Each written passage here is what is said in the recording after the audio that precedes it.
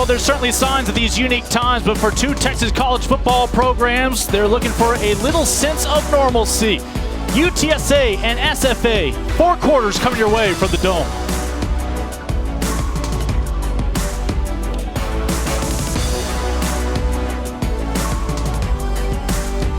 ESPN College Football is presented by Sling TV. It's the 2020 home opener in San Antonio for the Roadrunners of UTSA. Today they clash against those Lumberjacks from Nacogdoches, Texas, out of the Southland Conference as SFA comes to town. Lincoln Rose, LaDarren McClain with you. Great to have you with us on this Saturday afternoon from the Alamo City. LD, 2 head coaches very familiar with one another after lifelong careers here in the Lone Star State. Yeah, and both these coaches trying to establish their culture, trying to get the mode in what they want to build in both these clubs. And even in a loss, Coach Carthel, you could see signs of what he's trying to do. And if you look at Coach Traylor, he's got the players believing. They hung into double overtime last week against Texas State to get the W. Yeah, SFA flirted with an upset win in El Paso against Conference USA member UTEP 2 weeks ago in their lone contest so far. Meanwhile, the Roadrunners is able to hang on the road, technically a road trip, 45 minutes up I-35 to Texas State against their rival, a double overtime win in the head coaching debut at the college level for Coach Traylor.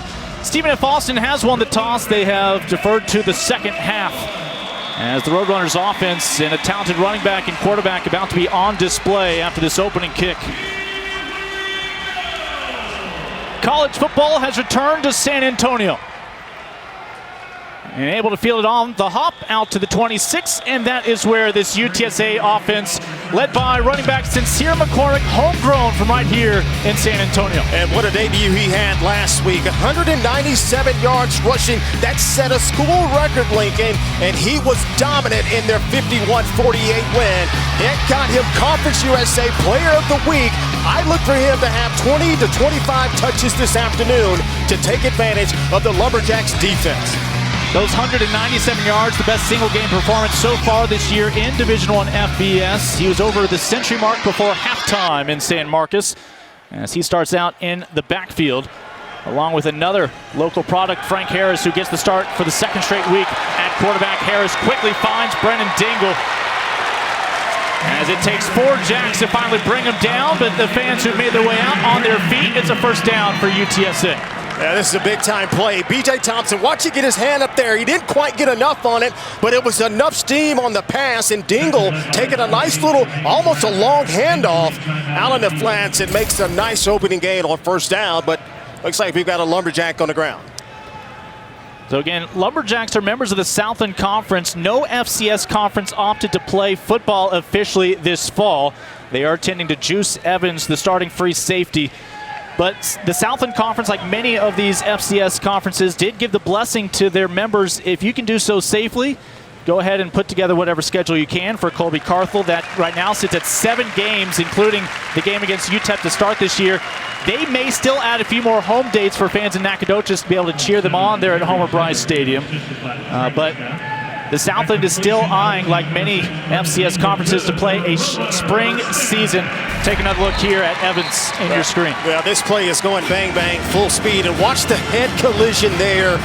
And you saw Juice Evans is what they call him underneath the pile there. But if you're looking at UTSA, that's an extension of what they were doing last week against Texas State. They attack the perimeter, they spread defenses out, and they throw the ball and get people in space to where you have to go out and make a tackle in open field. So again, Frank Harris, your quarterback for the Roadrunners these days. Last year really got his first starts before going down to injury. LD, over the past couple of years, the Roadrunners have seen 6 different starting quarterbacks, and several of them were all healthy for the start of this campaign, along with 1 transfer from New Mexico State. It is a crowded quarterback room.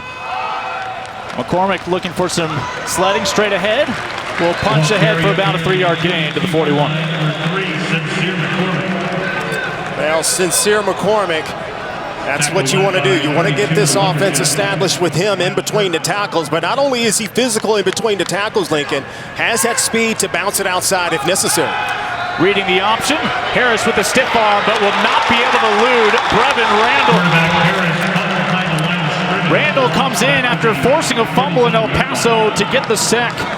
Hey, well, this defense, when we talk to Coach Carthel, hey, they believe in getting after the quarterback and playing some pressure. Now, you're going to see some exotic blitzes throughout this game, but if you look at Randall staying disciplined, keeping his outside contained, shoulder free, and making the play. So after a modest gain on first down, the sack there on second, 3rd and 13. They need to get up to their own 48-yard line. Now, this offense last week, they were 41% on third down, but a lot of that was a lot less than this. At 3rd and 13, your tendency to go down, your percentage to convert goes down. Harris under pressure, able to drop it in, and again, a first down connection to Dingle.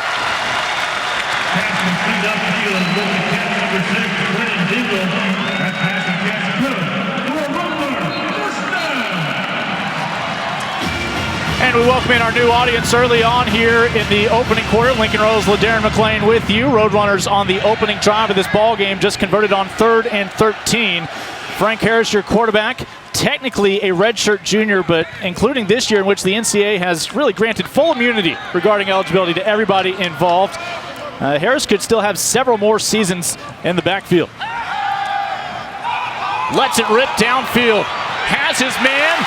Connects inside the 10-yard line. First time he dials up Joshua Cephas today. Well, Joshua Cephas quietly establishing himself as the go-to receiver. Look at him here, just a straight 9 route, and this pass is thrown so well to the outside that he's able to go up and make that play. Again, showing you the explosiveness in this Roadrunner offense. Well, there's premature movement there inside the 10. Offense, number 74, it's a 5-yard penalty. Brings first down. So the veteran right tackle, also from right here in San Antonio, Spencer Burford, with the movement after UTSA was trying to go up tempo. Well, if you think of what Coach Traylor's thinking about, that's one thing they've got to clean up. 11 penalties last week in the game against Texas State, and already here in the first quarter, they've got 1 penalty. And like you said, Lincoln, it kind of slows down the tempo and the momentum, certainly after that big play downfield to Cephas. That was his first toss to Cephas since they connected in that first overtime last week for a touchdown. 1st and goal. Harris does have the legs. 54 yards rushing on the road last week. And we'll just get some of that penalty yardage back. 2nd and goal coming up for the UTSA signal caller. Going into the opener last week, UTSA left the media just playing a guessing game which of 4 potential quarterbacks they would be that would get the start, but clearly this is Frank Harris's team. Well, I think you and I have seen enough of UTSA football that we feel Frank Harris gives them the best option because of his dual threat capability, and you saw it a little bit there getting outside of the pocket. Did you say option? That's a big part of their game that time.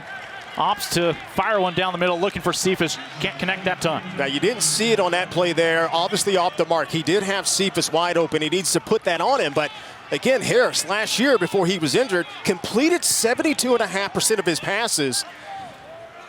And, again, had a solid performance last week where he was 23 of 31 in a touchdown pass, but had 3 running touchdowns on the ground. Under pressure, pocket collapses. Harris stays cool. Frank Harris fires back to the end zone, and that ball broken up by Willie Roberts, forcing a decision to be made here by the Roadrunners. That's just great defense, Lincoln, because if you look from this shot here, you see what Frank Harris is looking at, but the ball is a little bit late, and then watch the recovery by Willie Roberts right there.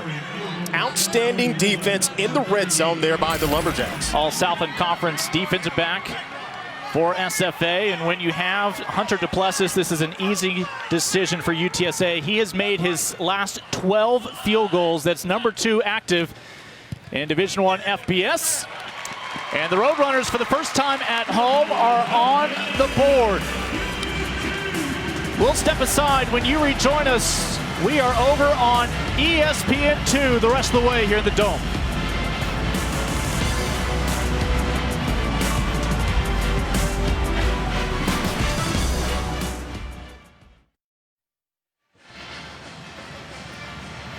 Now 13 straight field goals made by Hunter Duplessis for UTSA dating back to last year, and that's after he started last season 0 for his first 2 LD, but he has Jeff Traylor and the Roadrunners out ahead here early. Time for the Lumberjacks offense to take the field for the first time as they're about to get the football.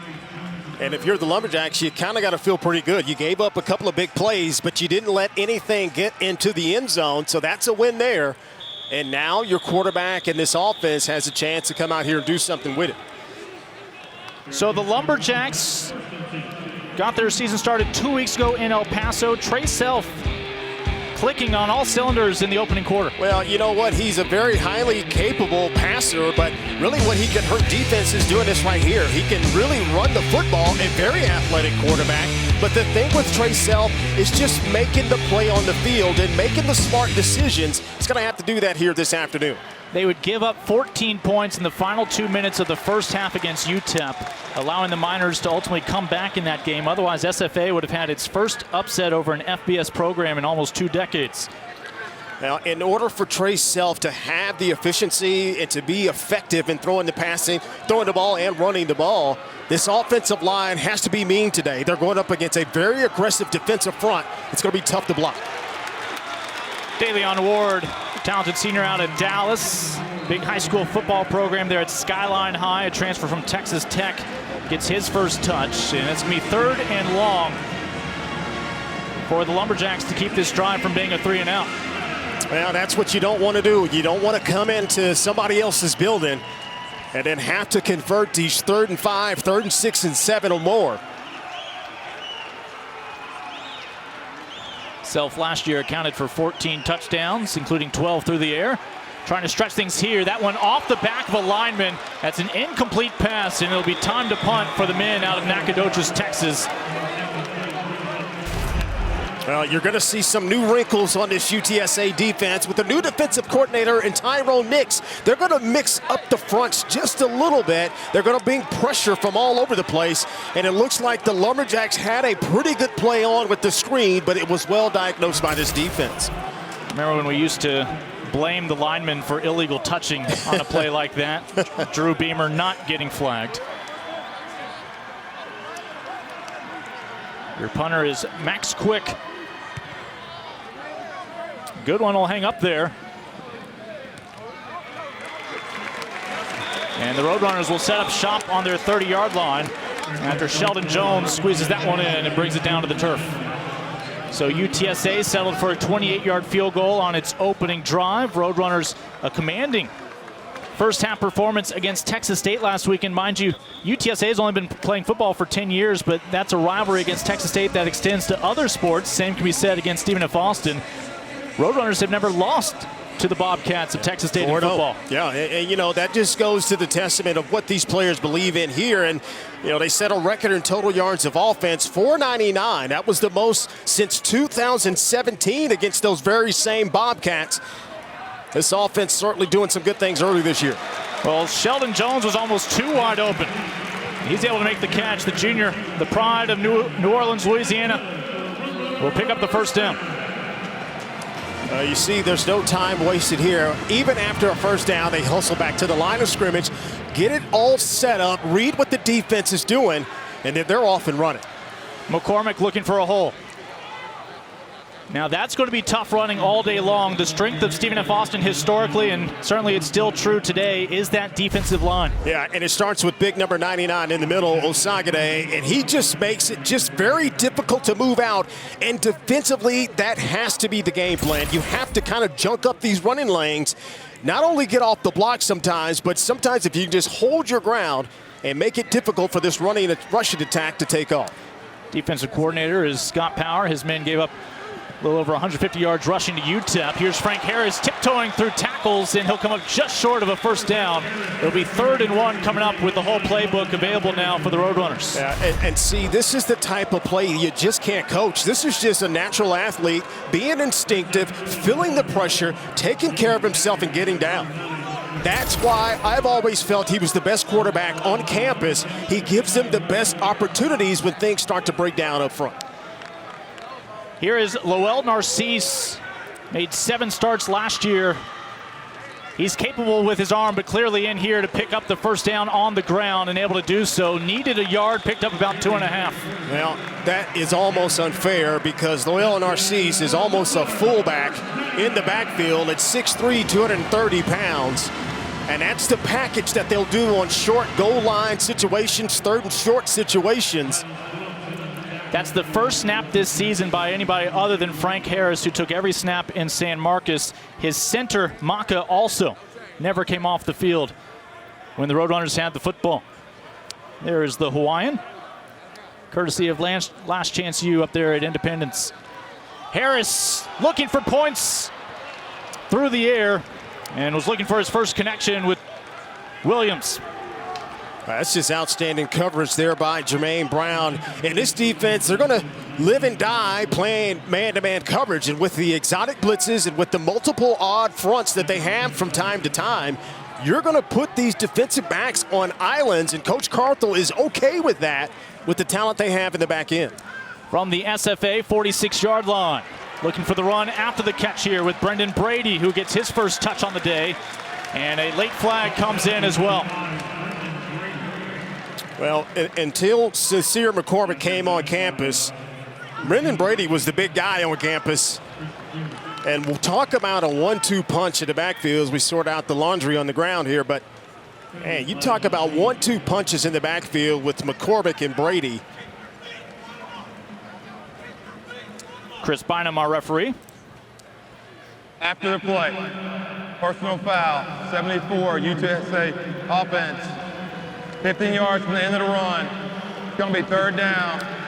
Clock will start when we're ready for play. And that's a killer because it was not a first down play. Otherwise, you'd be talking about first and long. And they had the perfect play on here, and you'll see it.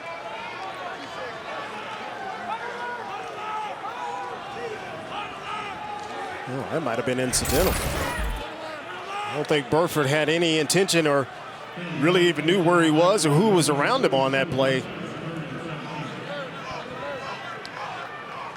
So they still need the Lumberjacks' 36-yard line to keep this drive moving. Well, you see the next level of the defense. They're already 7-8 yards away from the ball just to dare them to throw anything deep or pass and challenge them to throw it underneath. They'll need a run after the catch here. Nothing doing. And squaring him up for the stop is Chris McCune, who is going to force the Roadrunners to make a decision, and that decision's been made. Lucas Dean, the Australian, is going to come out to punt this football for the first time today. Hey, that's a great job by this Lumberjacks defense to get off the field. That's the one thing when you talk to, Coach Carthel was get off the field. Get off the field on third down. Preserve, make a play on special teams, and give your chance on offense at some decent field position.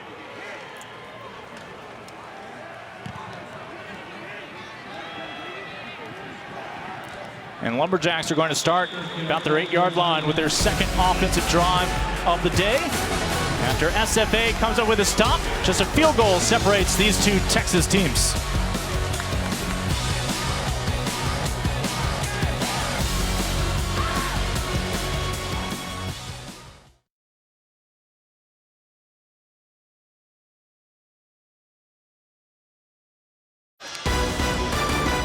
ESPN College Football is presented by Sling TV, the smart choice for live TV. And in part by Dos Equis, the most interesting beer. Please enjoy responsibly. The Riverwalk, synonymous with San Antonio. Typically the place to be, but on Saturday afternoons for almost a decade now, college football has been an option as well with this upstart UTSA program.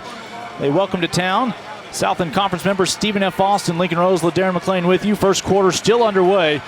Lone score was a field goal on the opening drive for the Roadrunners. Since then, we've seen punts trading field position back and forth as they will go back to the ground with DeLeon Ward. I tell you what, the Lumberjacks better learn how to block number 15 because Trevor Harmonson looked like he got shot out of a cannon and blew this play up. That's a nice defensive play there. Self, great protection. Downfield, has his man wide open. Coming back for the football, able to make the catch, Xavier Gibson. Oh, just a sophomore, but then again, most of this roster, freshmen and sophomores, a youth movement for SFA these next couple of years. This is always difficult for defensive backs when you've got a quarterback that can extend the play, and credit to Self to keep his eyes upfield, and Xavier Gibson to trust his quarterback to find him. Xavier Gibson, one of their top, if not the top returning player for this Lumberjacks offense. Yeah, preseason all-conference this year and as both a receiver and for special teams, as SFA does themselves a great favor on first down. Picking up a nice chunk of change, 6-yard gain there, going back to Ward. Well, this is the key for any offense, but really particularly for this SFA offense, to stay ahead of the chains, to stay on schedule, and now you make a nice gain on first down. Now you've got a manageable 2nd and 4, and now your playbook tends to open up and defenses may have fits. This could be a vulnerable Roadrunner group, especially with the linebacker unit. It is a depth chart that came out this week due to injuries with 2 freshmen on the 2 deep. It is one area where UTSA is really targeting, trying to build experience and depth as the season progresses, but SFA finding success on the ground, that time with Josh McGowan, who is a bulldozer. We talked with Coach Carter early this week, and although they have a multiple look on offense with different types of personnel, they've got the air raid concepts in this offense, and that goes back to the good old Texas Tech Red Raider, spread them out, big splits on the offensive lines, but make no mistake about it, they want to run the football. That's what they're trying to do here. It's McGowan, but no such luck. Will pick up a yard before the Roadrunners push him backwards, led by Rashawn Wisdom and this defensive unit.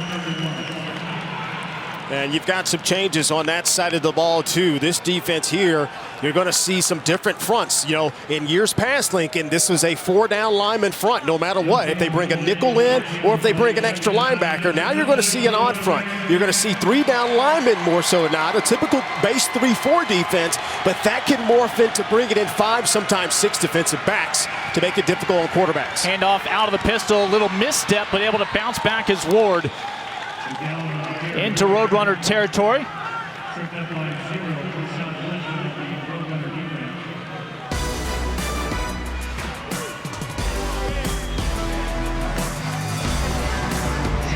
Well, tonight in our Saturday night football game, Derek King leads the number 17 Hurricanes into Louisville to take on Mikhail Cunningham and the 18th ranked Cardinals. A matchup of electrifying dual threat quarterbacks, 7:30 Eastern, 4:30 Pacific on both ABC and the ESPN app.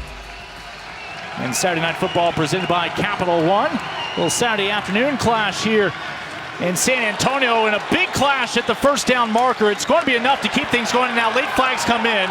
Will this be targeting on Tariq Woolen, who a year ago made the switch from wide receiver to defensive back? Yeah, this is going to be interesting. Now, I think it's a bang-bang play, obviously, but Tariq Woolen, now watch him come in with leading with the helmet. I think that's what they're going to get him. Yeah, it could be possibly hitting a defenseless receiver, but at the same time, I think he tilted down the crown of his helmet. Targeting, 0 defense. Previous play is under review. Pardon me, they have it on. Over the plays, incomplete pass. They said this is Rashawn Wisdom. Let's see if it's 0 or 20.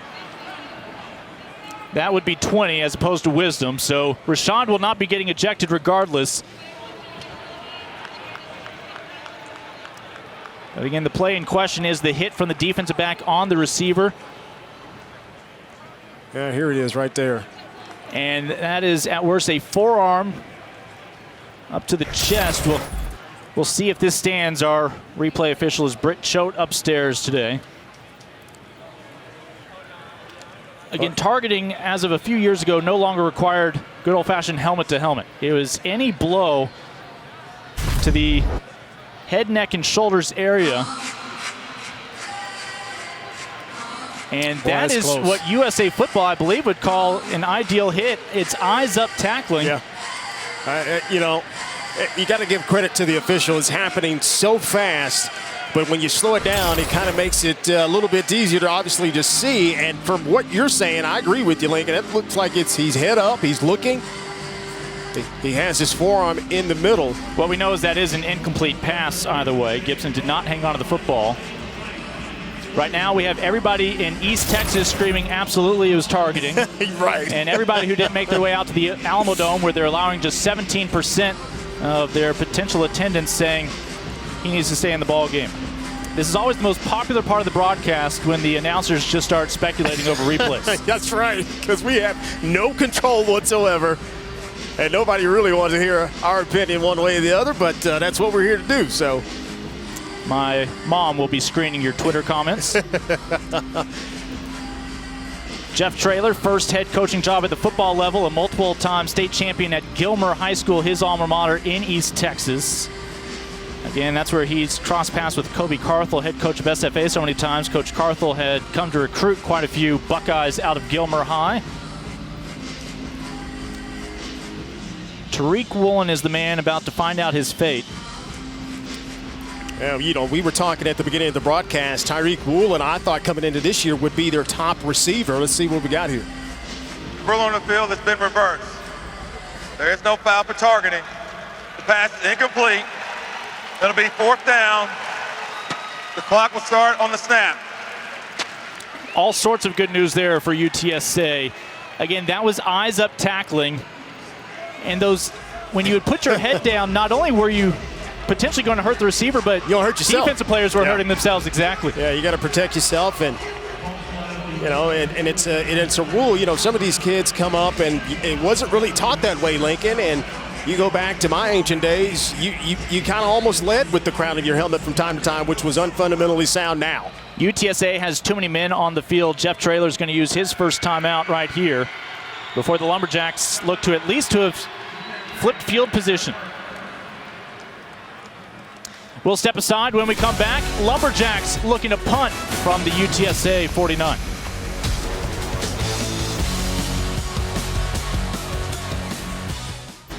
San Antonio, Texas, of course, has welcomed all kinds of world-class sporting events. NCAA Men's Final Four. New Orleans Saints called San Antonio home briefly after Katrina here at the Alamo Dome. San Antonio Spurs used to call the Dome home as well for their games. And for the past decade, college football has been on display.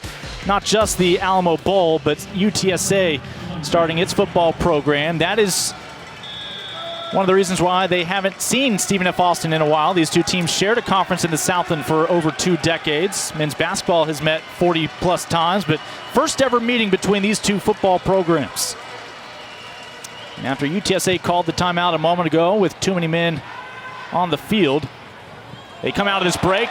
Flag should come out here. It will, as catch interference on the Lumberjacks will help UTSA improve on this starting field position. Wow, Sheldon Jones not only gets hit by a Lumberjack as he's trying to field it, but the umpire also throws the flag right at him. Yeah. And hits him with the flag as well. Even before social distancing, you're required to give Kick, catch, and interference. Number 8, kicking team. The 15-yard penalty from the spot of the foul. Automatic first down. Regardless of whether a fair catch is signaled, which it had been here. Yeah, that's pretty clear. And yeah, there it is right there. That's the one thing on special teams. You got to pay extra special attention. There's a flag hitting Sheldon Jones there, but you got to pay extra special attention to things like that as you're covering kicks. Kobe Carthel, again, year number 2 at the helm of Stephen F. Austin. He came over from Texas A&M Commerce with apologies to Mac Brown. Coach Carthel is the last head football coach at the college level to lead a Texas school to a national championship. That was at the Division II level for A&M Commerce out at Lone Star Conference. McCormick able to find some space, and again, one of the handful of San Antonio natives opting to play football right here in their own backyard with a nice gain, about 6 on first down. Well, that's where they got to get back to the bread and butter, is get McCormick going. Only 2 carries prior to that carry there. Last year as a freshman, he averaged 5.5 yards per carry. Harris dumps it down, and it will be ruled a catch by Gavin Sharp. That's a nice job there by Gavin Sharp. That pass really thrown in the only place it could be, Lincoln, in some traffic low and away. And Gavin Sharp, I think one of their better receiving tight ends, goes and digs it out. Yeah, just his second catch of the young season. Watch in the out. backfield, that one dangerous. Should have gone all the way for a score. Johnny on the spot for the Jacks that time. Almost able to take it the other way was Bruce Harmon. And if Bruce Harmon catches this pass, he probably hits his head on the goalpost. Watch this. Nobody else out there, and he could have walked into the end zone. Almost a big play for the Lumberjacks, but heads-up job there. You got to give Harmon some credit there to really recognize that and make the play. Harris to McCormick behind the line of scrimmage. McCormick will do the rest, a gain of about 7.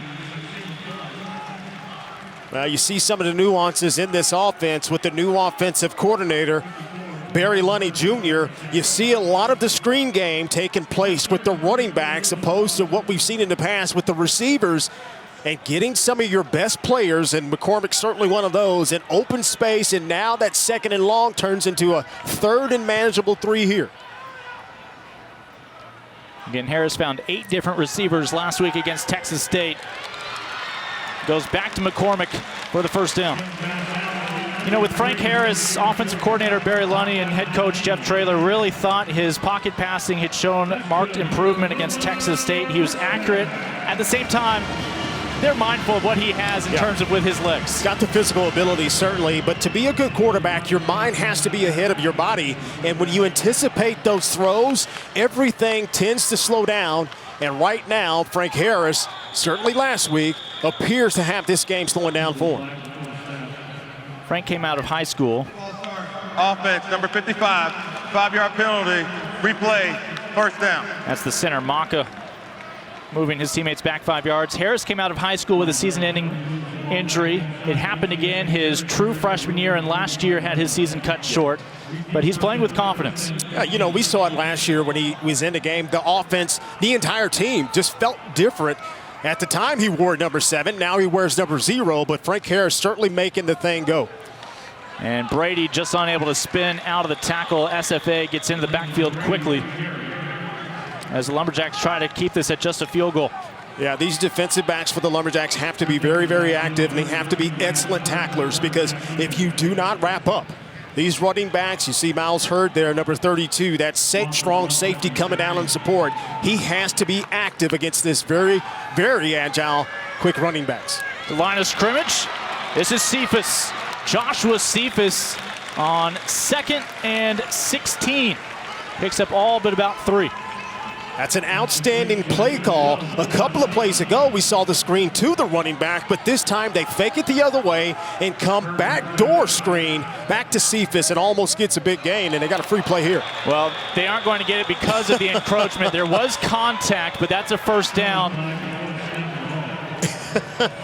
And it's time to get those brakes checked. Oh, man. As Brevin Randall. He might want to get his cleats checked out or something. I mean, I know anticipating the snapping, you can kind of almost get back, but then you're just dead in the water right there. There's nothing you can do about that. Well, it's just here. You go up there, you try to fake them out, and you just end up sliding on a banana peel. So the Roadrunners overcome that early false start from Maka a couple snaps ago. Harris, great protection this time. Couple of pump fakes, now he'll tuck it down. And rather than take the contact, he'll settle for a 4-yard gain on first down. There you go. That's the difference in Frank Harris probably in years past. Frank Harris probably would have turned that game and probably try to get more. 2020 home opener. 1 quarter down, at least 3 to go. Roadrunners went to double overtime for the victory last weekend on national TV. Looking to shine and find their first touchdown when you rejoin us.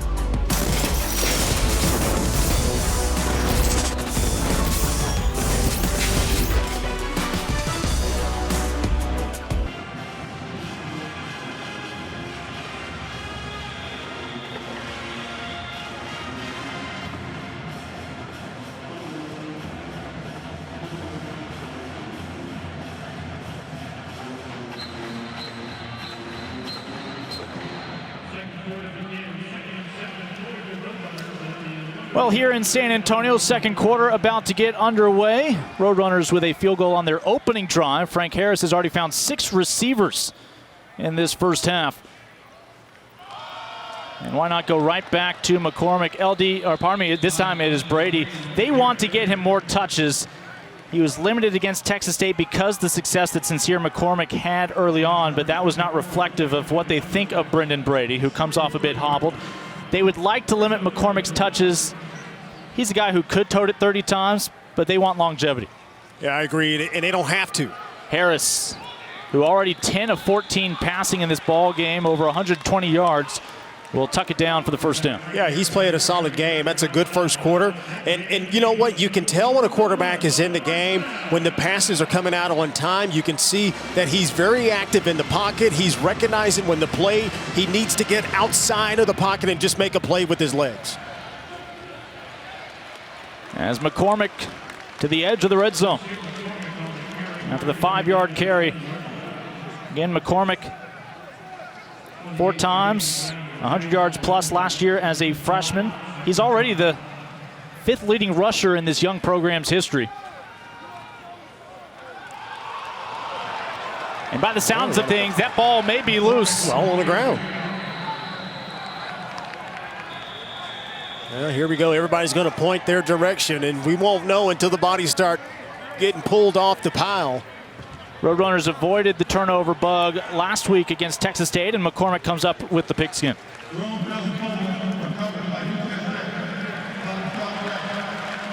Don't forget to kick off your Week 2 NFL Sunday at 10 a.m. Eastern with the Countdown Crew on ESPN and the ESPN app ahead of Tom Brady's first home start as a Buccaneer. How is arrival in Tampa included in accidental home invasion? Plus, Randy Moss ranks today's best college football catches. They'll also have all the early breaking stories, injury updates, and preview each game coming up right to kickoff. UTSA getting closer and closer to that first trip into the end zone here at home on this young campaign. 3rd catch already for Joshua Cephas. That's just an outstanding job by Frank Harris. He's keeping his eyes upfield, and not only he's not looking at the rush Lincoln, he's looking at his receivers and getting the ball out of his hands. 1st and goal for Harris and the Roadrunners. Coming back to the football, the question is, were he able to get a foot down? The answer is yes. Wow. Sheldon Jones. Wow. Wow. What a catch. I almost want to say he almost got 2 feet in. Look at this catch here. I was almost thinking Frank Harris was throwing it away, but watch Cephas go up. Did he get that left foot down? I don't know. I didn't see those pebbles kick up. It's a moot point now. Harris still has it. Frank Harris will trot into the end zone.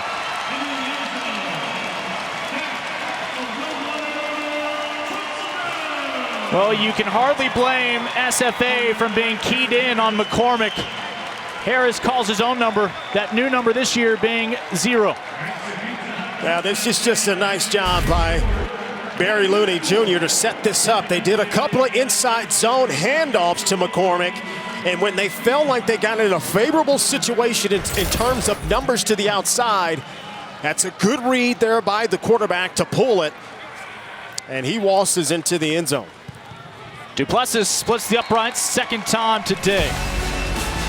Roadrunners pitching a shutout, stretch the lead to 10.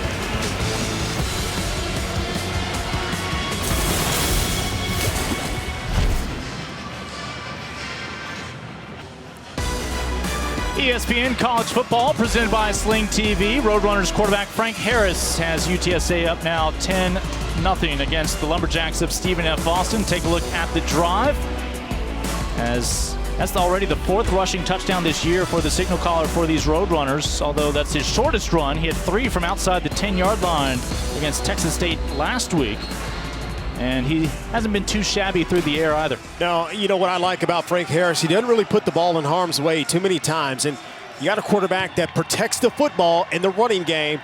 That's a recipe for success on offense. Lincoln Rose, LaDarren McClain with you here at the Alamo Dome. Again, these are 2 university athletic departments very familiar with one another. They shared the Southland Conference for over 2 decades, but then UTSA's student body voted to increase their fees, add college football. Larry Coker, former national championship coach at Miami, took on the responsibilities to helping build this program, as the Roadrunners have been doing so for the past decade now. Jeff Traylor this offseason announced as just the 3rd head coach in the program's history. Is 1-0 after the win against Texas State last weekend, in the midst of coaching his first home game as a college football coach. Self down the sideline. And well covered by, again, the man who's had a little bit of extended life here after being originally called for targeting Tariq Woolen, who was isolated on his man all the way downfield. You know, we talked about a little bit earlier, Tariq Woolen, a former receiver last year. I thought coming in this year might be the top receiver, but moved to cornerback the last game of the season against Louisiana Tech, and he's got that quickness, he's got the ability and the toughness, but has that long-rangey size that makes it very, very difficult for shorter receivers. Self with a quick strike to Lawton Reichel. And that'll be an 11-yard gain to move the sticks here for Stephen F. Austin. That's some pretty good poise there by the quarterback, Trey Self. You see that cornerback fire. Tariq Woolen comes off his receiver. He recognizes that right away and then gets the ball out of his hands to Reichel so he can make a play. Reichel found the end zone in El Paso 2 weeks ago against the Miners. And I think this is an important drive here for this offense. They've got to be able to get something downfield, get into the red zone at least, try to get some points on the board here. Again, it's a two-headed backfield this year for Stephen F. Austin. Two very capable backs with both Ward and McGowan. As this time it's the bigger back. And Josh McGowan, all 220 pounds of him. He's out of South Texas, comes from a military family. Otherwise, you don't find a lot of 220-pound backs out of the Valley. No, you don't.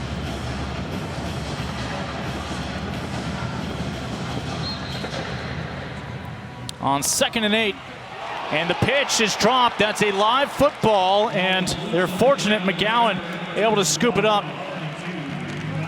But it'll be 3rd and long. Wow, this play had a chance. Watch this, down the line speed option, Trey Self. You got to give him a pitch he can handle, and you almost have to pitch that ball in the option play, Lincoln. You have to put it right in the belly almost, so those guys with don't handle the ball and passes can make a run. Well, he was thinking about the strong side linebacker, Clarence Hicks of UTSA. Who can blame him? Self has protection. This is a bullet, but on 3rd and a mile, and maybe got a kilometer. That's a good throw, just not enough, and that's just a repercussion of what you did on 2nd down. And you know, credit these Lumberjacks and Trey Self. He's standing tall, still in the pocket. He's getting everything coming around him. He's getting blitzers coming from different ways. This offensive line having to pick up multiple tight fronts, and here we go on 4th down. Lining up to go for it. Are they just trying to draw UTSA offside?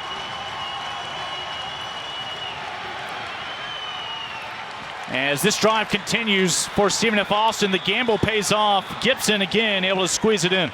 Well, I like the way both of these quarterbacks on both sides of the field are showing poise. They're not worried about the rush in front of them. Keep your eyes upfield. Lo and behold, if you hold on long enough, you're going to have an Xavier Gibson drag it across the defense for the 1st down. Remember, they're playing with house money. They don't really have a season this year. Exactly. They're one of just 15 Division I FCS college football programs playing, one of 4 out of the Southland Conference. As Self will be sacked for a loss about 2.5. Boy, you just don't know where they're coming from with this defense. It's a different type of philosophy. You see how active Tariq Woolen is. He's the cornerback, but that time he's coming again on a blitz from the other side of the offensive formation. You just don't know who's the dedicated blitzer, and that is creating problems protection-wise up front for this offensive line. See if Self noticed. Woolen was pretty adamant that he was ready to come out. That universal sign of tapping his helmet. They need the Roadrunners 40-yard line. And just trying to follow his blocker was Daleon Ward. And a Roadrunner in significant pain, Dadrian Taylor. Yeah, this is not good at the end of this play. Taylor gets rolled up pretty bad at the end of this play. Oh, yeah.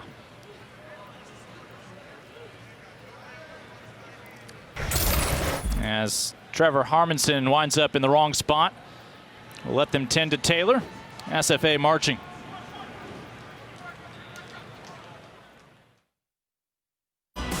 ESPN College Football presented by Sling TV. It's brought to you by the Toasted S'mores Shake, only at Sonic. And T-Mobile, America's largest 5G network. Downtown San Antonio, UTSA has one of the longer drives to their home stadium in all of Division I. And they just got even thinner at linebacker. Dadrian Taylor moments ago helped off the field. 3rd and 6 for Self and SFA. Fires a bullet. That ball is caught, and the Lumberjacks continue into UTSA territory. That's a heck of a job by Remy Simmons.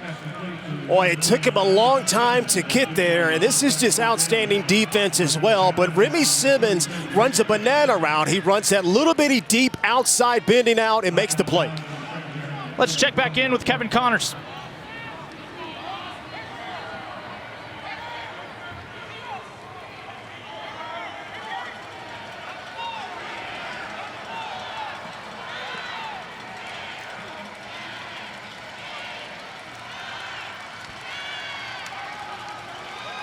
So SFA with a first down here in San Antonio, starting to build some confidence. Again, only a handful of college football games compared to years past on a typical Saturday, a little over 20 after some late cancellations at the end of this week. Fortunate to have, though, this one between these two Lone Star State squads. First ever meeting between Stephen F. Austin out of the Southland Conference and UTSA out of Conference USA. On 2nd and 4, this is Ward. And he's going to be right at the marker. And they will indicate it's a first down. Well, this is the type of drive I thought they need to have. You know, time running down here. You still got over 8 minutes left in this second quarter, but you got to start trying to make a little hay here. Try to get close, get some first downs, which they've definitely done. They're still 1 of 4 on 3rd down conversions. But right now, they seem to have a little bit of a cohesion going and moving the chains now. They'll keep it on the ground with Ward, who runs right in the back of his own man. Ball is loose.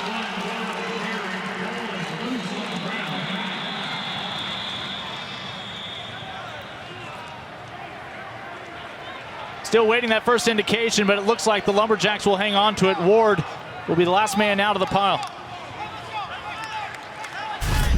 Well, here's a negative play again. This defense, they brought everybody. This is a run blitz, and you saw right there. Couldn't tell which big paw got the hand. That's Christian Clayton, big number 95. And that's a negative play. You had some momentum. You had a first down and 10, obviously. And now with the negative play, you've got 2nd and long, and that puts you behind the chains. And this offense, in long situations, has struggled here so far this afternoon. Remember, this is a drive where SFA went for a 4th down at midfield. Their best field position now. Oh, Self had Chad on all by himself in the middle of the field, and the freshman just let it slip through. Yeah, that's it. That was well designed. You just got to finish the play by holding on to it. And exactly what they wanted by the defense, blitzing up the middle. You slip the tight end over behind it. Just got to make the play. 3rd and 11. What kind of pressure will UTSA bring here? Well, you may see everybody in the stands come and get the quarterback on this one too, because they're going to bring them from different angles. The thing about it is, you just don't know where it's coming from. Injury timeout here. Yeah, Lumberjack is down. That's Jarrett Porterfield, one of a couple of sophomore linemen.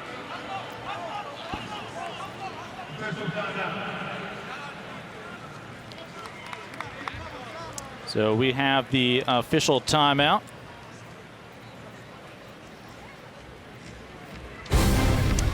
Well, our Week 2 Monday Night Football matchup is the first NFL game in Las Vegas. The Raiders home opener at Allegiant Stadium.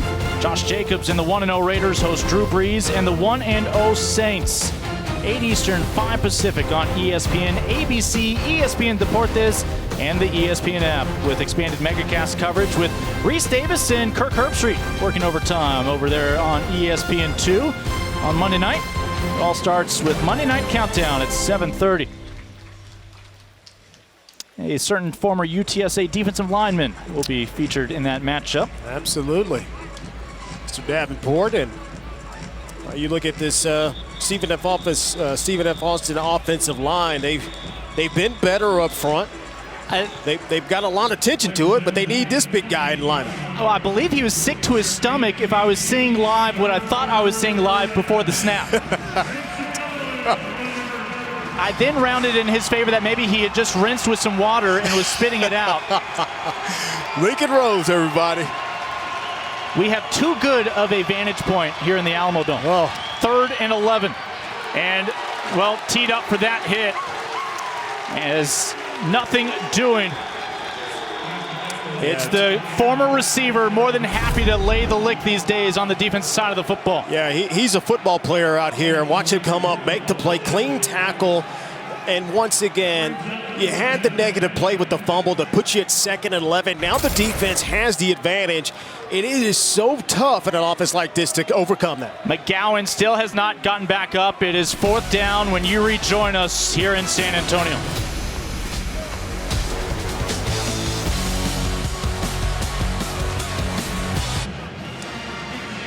Back in San Antonio, McGowan able to help himself off the field. SFA on 4th and 9 will attempt this field goal try. From 43 yards out, Campos was perfect on extra points against UTEP. Did not try to split those uprights and will be 0 for 1 to start 2020. Let's toss it back to Kevin Connors back in the studio.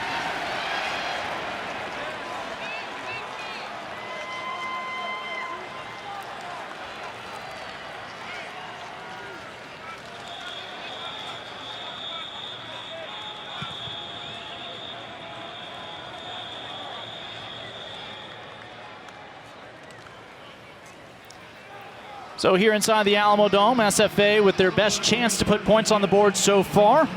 Again, they're looking to replace a reliable kicker in Storm Ruiz, who they graduated last year. Ruiz accounted for 21 field goals. Campos inherits the job this year off the mark from 43 out. Roadrunners march downfield for their first touchdown of the ball game on their last drive. It's going to continue to be a big dose of these San Antonio natives. Frank Harris and Sincere McCormick out of the backfield, the quarterback and running back combo. I saw Brendan Brady. He was warming up on the sideline. They were still checking him out, and obviously got some moving on the offensive side here, but Brendan Brady may not be available, at least for the rest of this quarter. Remains 2nd down.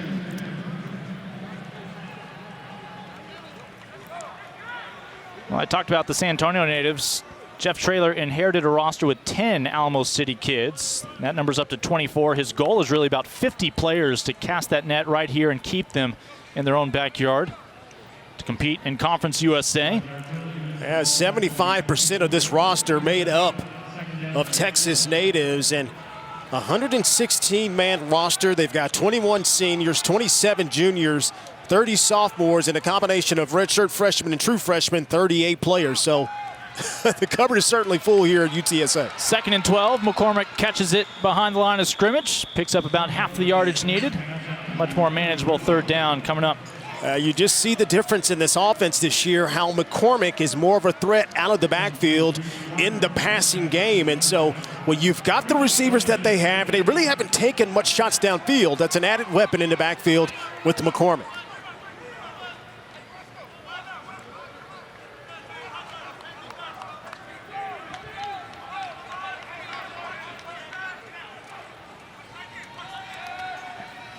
Harris again goes to one of his favorites in Cephas. Cephas, the 1st down, will keep this drive moving up to the 42-yard line.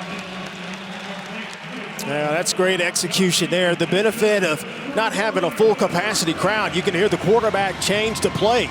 And Frank Harris gets his team into the best play possible, recognizes the blitz, and throws a strike for a 1st down. Harris able to elude the pressure from Murray. And Frank will take the 3 yards available to him on the near sideline. Yeah, there he is again, protecting himself. You know, we talked about it earlier. We saw a play where he got outside of the pocket. The old Frank Harris would try to cut back against the grain and then put himself in harm's way. Now you're seeing a mature, more experienced Frank Harris is saying, I don't have to go against the grain. Let me get out of bounds and preserve myself for the next play. It's a positive gain. We're still moving the chains. Clearly majoring in bullfighting. Back to Cephas. They connected 6 times in San Marcos last week. Another first down catch. A lot of the work after the snag. Well, they're having problems covering number 12. You mentioned 6 catches last week. He's already up to that number here this afternoon. Here it is again. They just move him all over the field. This is just taking what the defense is giving you. Just throw a nice hitch to the outside and let him make a play.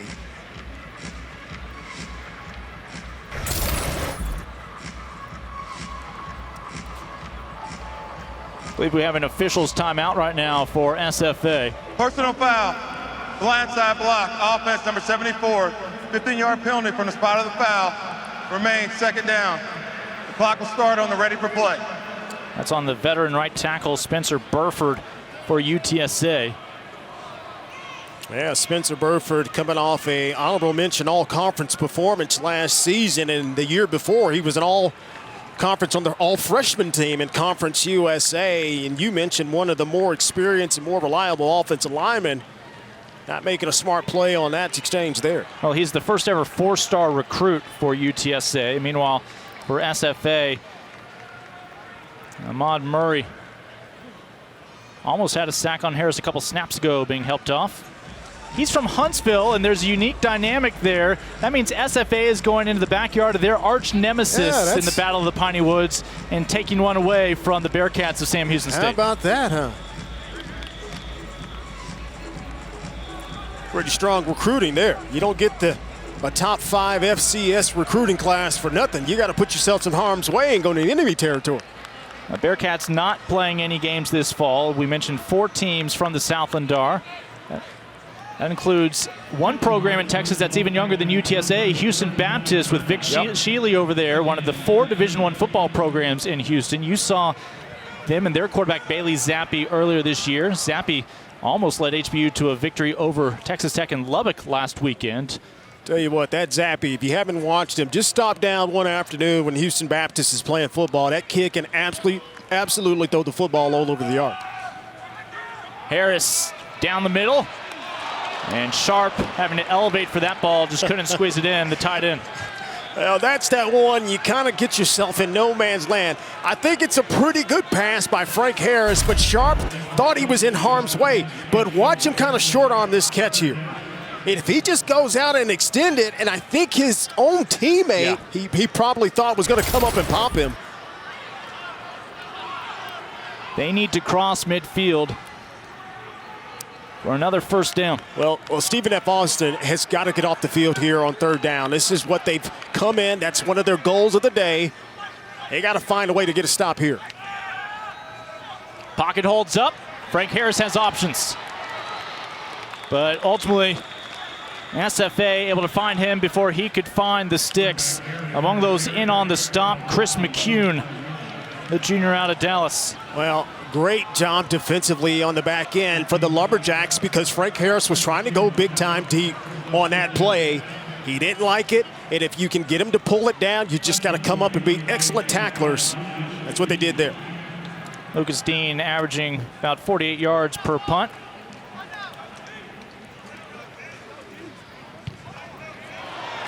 Oh, no. And a flag does come in after they run into the punter, and it's just a matter of whether it'll be 5 yards or whether they get the automatic first down with the 15-yard variety. Chris Bynum will give us the answer to that in just a moment. And it was 4th and 7, so there is a significant difference. I don't think Borders had any intention of slowing down. He almost runs through the punter. Running into the kicker. Kicking team, 5-yard penalty will be enforced at the end of the kick. First down. So it will be Stephen F. Austin football when you rejoin us. They came so close to upsetting UTEP 2 weeks ago. They're within 10 in San Antonio.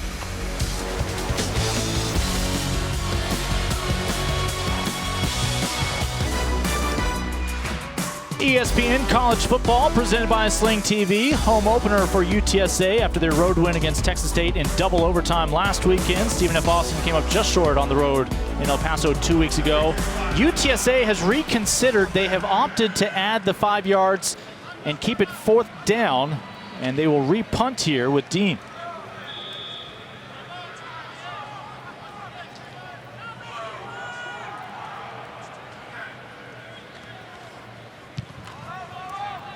This one cleaner. SFA at the 10-yard line.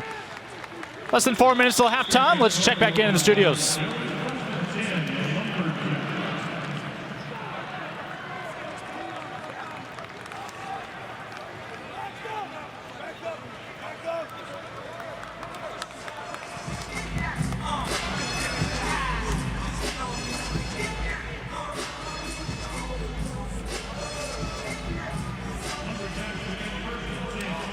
Again, 3:55 to go here in this opening half.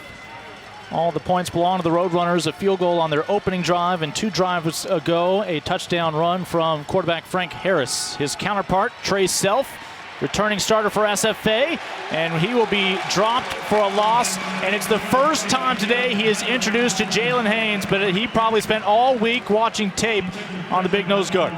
Well, this is probably the anchor of this defense, and ever since they've gone to a base 3-4 defense, I've always said you got to have a big war daddy in the middle of this defense. This time they actually have a 4-man rush, but look at Jalen Haynes, all big 290 pounds of him, get to the quarterback to make the sack. Defensive coordinator for the Roadrunners in his first year, Tyrone Nix, realized he inherited something special. A little play action will buy time. And a successful effort there on 2nd and 11, 10 yards gain. 3rd and 1 coming up. Well, that's a good recovery play by the Lumberjacks offense. Give the quarterback Self something away. Quick screen out to the outside to make a play happen there. First catch by Jeremiah Miller.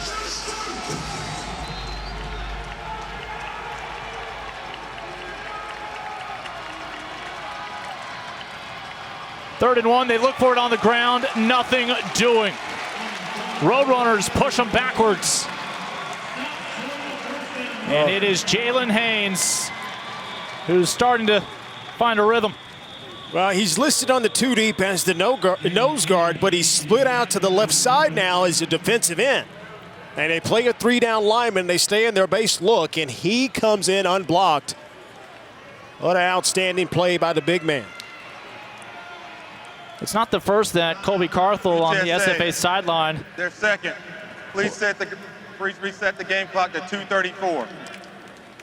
2:34 on the game clock. Again, it's not the first time Carthel has seen Haynes. He actually tried to recruit him out of Wharton High School here in Texas to A&M Commerce back in the day, but Haynes had Division I aspirations. Looking to go out in style as a senior. Mind you, when we say somebody's a senior, this doesn't have to be their final fall. The NCAA has granted basically this year to be a 3-year eligibility-wise for every player. Oh, that's a game changer, is it not? I mean, you're looking at some guys to get them some experience and get them some valuable minutes. And the good thing about it, like you said, like it doesn't count against them. So now you've got some things for these kids to put on tape, some things to correct in a game live situation throughout the season here. A big part of that was they wanted the student athletes to feel comfortable opting out if they had a medical history or any other just, reasonable concerns. Yeah. The times we live in, partner, I'm telling you, it's just everybody's adjusting on the fly, and the new rules come up, and you got to make the best of it as we go along. Well, UTSA is set to get this football back with plenty of time.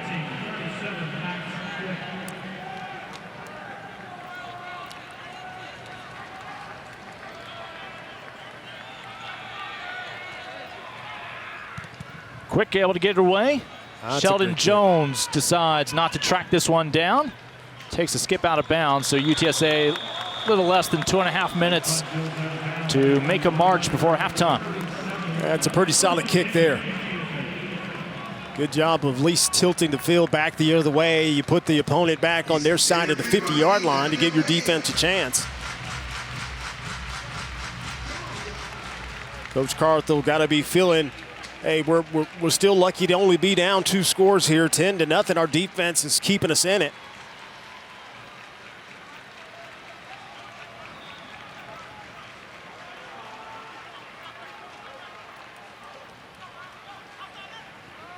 McCormick trying to find some daylight. He stood up after a yard. Yeah, you got to give credit to this defense. Sincere McCormick, to that point there, 6 carries, 22 yards. That's just under, just a little over 3.5 yards per touch. So you got to give him credit to contain him to where he has not been the force that we saw last week, obviously. Roadrunners just 1 timeout to work with here. As Cephas comes back, will be short of the first down marker, and they'll say did not get a foot in. So 3rd and 9. Yeah, that's just a tough throw for a left-handed quarterback. It's kind of like a right-handed quarterback rolling to their left shoulder. You've got to get those shoulders square, but you see this ball just drift outside a little bit too much.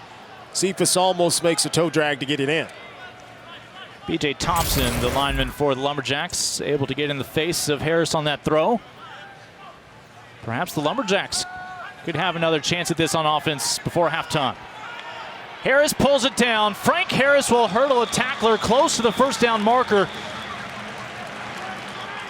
And no indication yet. Boy, that's just debilitating to a defense. You play everything right, and the one person you have unaccounted for is the quarterback. And yes, that is a first down. And that's why Frank Harris is so deadly when things start to break down. So clock stopped at 1:46. Harris steps into the pocket. And he had 2 receivers in the area, and the defense bid on the same man. Sheldon Jones will chew up some yardage and change the complexion of this drive. Still over 1.5 minutes to go. But I wonder if this is in the playbook, because they are right on top of each other. And it's almost like in basketball when your center comes out and gets a screen, and the pass is on the money to the outside for a big gain. Harris looking sideline. And they are keeping that chain gang busy. Yeah, and see how lethal he is, even when the called runs to the quarterback are there. You know, we've seen him a couple of times get outside of the pocket, elude a rush, make a play with his feet, but those called runs are pretty much aces in the hole for the offensive coordinator. It is 2nd and 2. They marked him 2 yards shy. Cephas in the end zone with one arm pinned behind his back. Could not make the highlight catch, as the defensive back glued to him on the coverage was Willie Roberts. That's just good football all around here. This is a pretty good pass. The coverage is outstanding, and even equally the effort by Joshua Cephas to just try to get anything. I thought he had it right there. Willie Roberts right in the hip pocket of Cephas. Great coverage there. On 3rd and 2, McCormick slicing up the middle. Sincere McCormick, 1st and goal for UTSA. And now you're starting to see the offensive line starting to lean on this defensive front a little bit. They've got a distinctive size advantage. 303 pounds per man up front. Let these big guys go eat. And a timeout from SFA before the snap, as all the momentum headed towards that blue paint in the end zone. Stephen F. Austin, they're first. It'll be a 30-second timeout. Well, maybe Joshua Cephas didn't make the highlight catch because it was going to leave too much time on the clock. Right. 1 play later, Sincere McCormick. Yeah, look at the big bodies up front. Now you're starting to see them push, and when you see the back of the defensive line's jersey, you see their names a lot of times. That's not a good sign. That just means this offensive line is starting to reestablish the line of scrimmage once again, and you're going to start to see, obviously, Sincere McCormick start to gash him a little bit. Again, Colby Carthel took over the head coaching duties last year. Led A&M Commerce to that Division II National Championship in 2017. 21 years coaching here in the Lone Star State. Long ago, crossed paths with today's opponent, Jeff Traylor, who finally did get a head coaching job. He moved to the college ranks several years ago, joining Charlie Strong's University of Texas coaching staff, and then most recently was in the SEC at Arkansas and Fayetteville.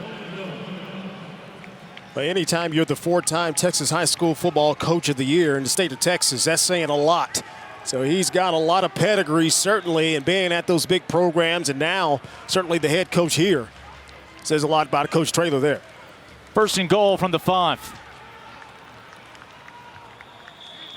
And UTSA still with 1 timeout to work with. One thing we haven't mentioned about Coach Traylor, one of the first things ever on his resume was where he went to college. He has 2 degrees from Stephen F. Austin. He was a walk-on in the late 1980s. They even back then played for the, what was Division I AA, now FCS National Championship.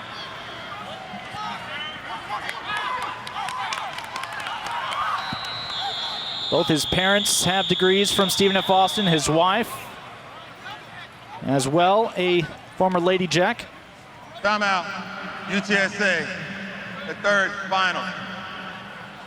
1 minute timeout. We'll see how that affects the playbook options for UTSA with 41 ticks left on the clock. Hoping to stretch this to a 17-point lead before halftime. Well, I think you got a couple of options here down inside the 5-yard line.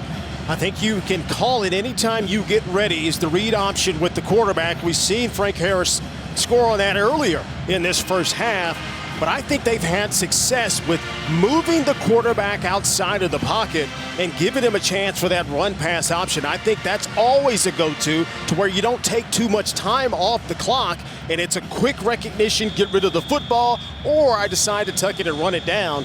And conversely, defensively, you got to be thinking about that. You got to be thinking about Frank Harris as a run threat. I don't think they have enough time to sit there and hand the ball off.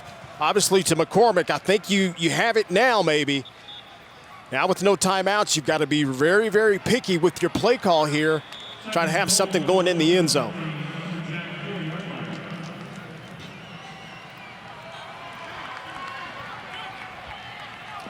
So again, that was the final timeout for the Roadrunners this half.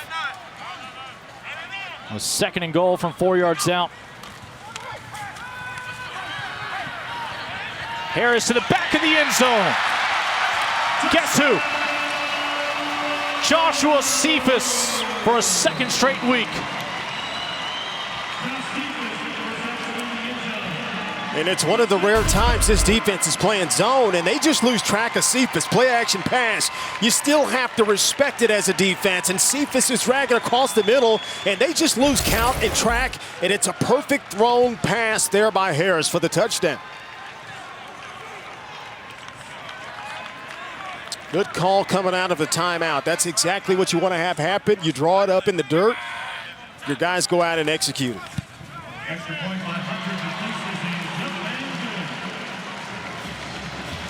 Duplessis perfect today with a field goal and 2 extra points.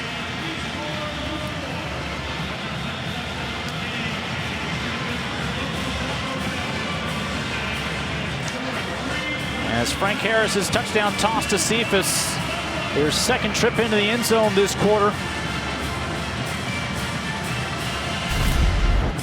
Yeah, look at it here. This is a great angle. You gotta respect, and that play action gets the linebackers to bite. Behind him, it's a little bit of enough soft cushion to where these defensive backs kind of got to look side to side. All the while, they've got that receiver dragging in behind them. And it's an easy throw and catch there for the quarterback and receiver. What a game he's having so far. 7 receptions. Now he's got that touchdown to add on his ledger.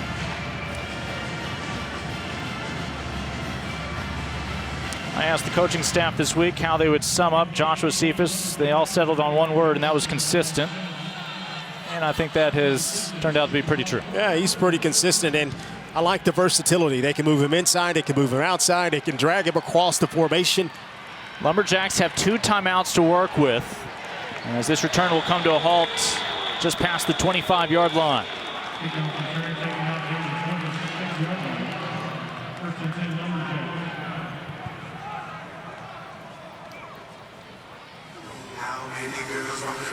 Well, the Lumberjacks certainly, I thought, lost a golden opportunity. They had that 14-play drive, went 49 yards, and the missed field goal.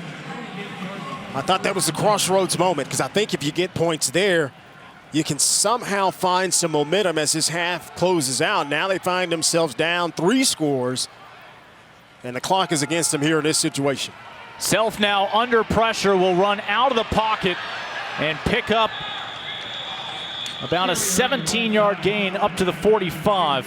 He had no choice but to evacuate, but it all turned out well for the signal caller. And it took about 8 seconds, and you get nearly 20 yards on the gain. That's almost ideal. You're moving the chains here. You're getting close to midfield. You're going to have to try to take a shot in the middle of the field, because if you can get a big shot and convert it, that clock's going to stop due to the chains. And that way you may have a chance to maybe take a shot downfield. Again under pressure. It's the same man, Brandon Matterson, giving him fits. This time, no first down scramble to show for it. Yeah, so they're shuffling that defensive front around. You're going to see Matterson inside. And this play here, he's lined up on the outside. And now here comes big Jalen Haynes back to the middle of the defense. They're going to line him on top of the center, so keep your eye on number 99 once again with that free release and rush, pass rush on the outside. Self, much more time this time. Plenty of arm. Downfield, it is caught. What a catch. Hauled in by Remy Simmons, and the Lumberjacks not willing to say farewell to the opening half just yet. They had the perfect play on Lincoln. They max protect. They max protected his situation, and UTSA is coming with a blitz, and it's man-to-man coverage all around across the board. And Remy Simmons runs a skinny post, and he goes and gets this right there. What a fantastic catch and effort there. SFA will use one of its final 2 timeouts, mindful that that clock was going to start again once they had set the sticks. 7 seconds remaining. Lumberjacks trying to get on the board. Well, you got exactly what you needed. You needed a big chunk of yardage down here. Now, you also got to think in terms, we want to get points, right? We want to keep the field goal is still an option. So you got to tell your quarterback, if it is not there, about 2-3 seconds in your progression, throw the thing away. And anything you see that you like, make sure you throw that pass in the end zone, so if it does get knocked down, we still have a chance to run our field goal yielded on and at least come away with 3 points.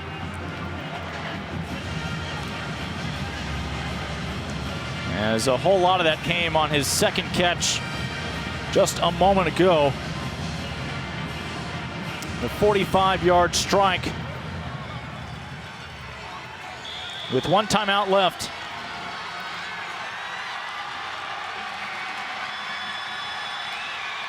With the Roadrunner in his face, that ball may have been deflected, but still caught. Lumberjacks strike Xavier Gibson. And that right there, you see the maturation of Trey Self. Watch this, toughest throw to make as a quarterback. You know you're about to get hit, but you stand right in the teeth of some pressure and throw a strike in the end zone. That's outstanding quarterback play when his team absolutely needed it. Just past the outstretched fingertips of Clarence Hicks, the linebacker.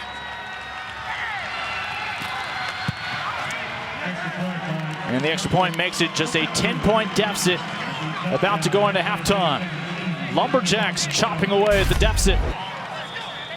And look at this. This is a deer in the headlights look. You know you're about to get taken down to the turf, but that hit right there feels so much better when you've got 6 and now 7 points on the board. As Lorenzo Dantzler bearing down on him, as Self kept his eye on the prize. Yeah, and it's tough to do. And he kept his cool, and now look at you now. You get it back to 10, and who knows what can happen here in this second half. And SFA did defer to the second half. They will get the football when you rejoin us here at the Alamo Dome. Lincoln Rose, LaDarren McClain. Stephen F. Austin out of the Southland Conference, one of just 15 Division I FCS schools opting to put together any kind of schedule. We've seen everything from North Dakota State schedule 1 game to Central Arkansas out of the Southland have 9 games on their schedule, including that lone contest against North Dakota State up there in Fargo. Colby Carthel, they don't plan to play in the spring regardless of whether the Southland tries to. It's not realistic for what they have in plan, mindful that they're hoping that the world opens back up next fall. to a full slate of football. I think we all hope that, right? SFA, though, used to be a regular in the FCS playoffs, trying to rebuild the program and get back there. And a little love nudge right before these two teams head to the locker room. The fair catch ensures that there will be one more snap. Well, Stephen F. Austin, you got to feel pretty good. I mean, considering you're obviously down by 10, but it could have been a lot worse. And you still are in the game. If you tighten up a few things, this is a different contest. It definitely could have been at least one score difference in this game. Oscar Cardenas out of right here in San Antonio had that fair catch. He went to Brandeis High School. San Antonio has a school district where the bulk of their high school is named after former Supreme Court justices. Perhaps a Ginsburg High School in the near future would be appropriate. As Frank Harris in victory formation hopes this is how the fourth quarter ends as well. So the Lumberjacks will get the football to start the second half. They strike late to keep this one a ball game here in San Antonio, as we send you back out to the studios for a look around the country.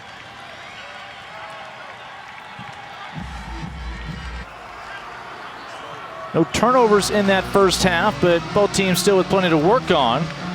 Yeah, I think both these teams probably looked at that first half and said, man, we did not run the ball as well as we wanted to. I think if you look at UTSA, considering what they did last week, where they were third best in school history for 330 yards rushing, only to have right at about 81 for that first half, they probably need to get back to that. And as SFA, I think they're just glad to be hanging around 10 points. Now they got a chance to cut that down here. Remember, Lumberjacks scored their lone touchdown in the final 30 seconds of the first half, and of course deferred to the second half, so another possession coming up. Take a look at some of the numbers.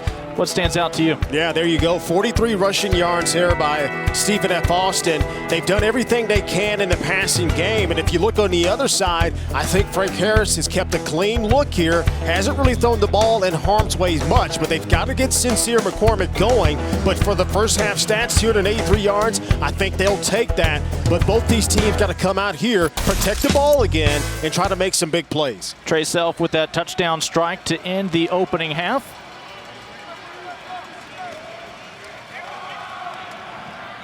Again, the junior was recruited out of high school out of North Richland Hills here in Texas by Coach Carthel up at Texas A&M Commerce, but instead went the JUCO route. Coach stuck on him, and when he got the job here at Stephen F. Austin a couple years ago, brought himself in to Nacogdoches to wrap up his career in Division I. Yeah, you saw what they want to do. They ran the ball on first down there to start the drive. That's a good indication that the offensive line seems to be up to the challenge. 2nd and 7, that pocket collapses. Self goes down for a loss of 3. And Jalen Haynes, his third time to the quarterback. Yeah, just so tough to block these guys up front. And it's not only, you said it best, Lincoln, I think the pocket just collapsed. Look, they just kind of cave it in. Nobody really getting outside of their lanes, just staying at home. And good things tend to happen for you for a defensive line. Moment ago, 2nd and 7, now push back to 3rd and 10. Self looking for an open receiver, no such luck. Was trying to find Remy Simmons, but there's your 6'5" cornerback converted from receiver, Mr. Woolen. Yeah, I'm telling you, he can do it all. He's a good run defender. He comes up and run support, but watch him trail this defender. Kind of baits that pass, but knows he has the closing speed to knock it down. Big time play by a big physical cornerback. Yeah, puts that big wingspan to use. 3 and out for the Lumberjacks. Again, Max Quick, their punter this year. Boy, that drive started off promising, and then next thing you know, you're having to punt the ball back to the Roadrunners. And another fair catch to let the offense do the heavy lifting here, starting about their own 35-yard line after it's squeezed in by Sheldon Jones. Well, we'll see what adjustments this offense has.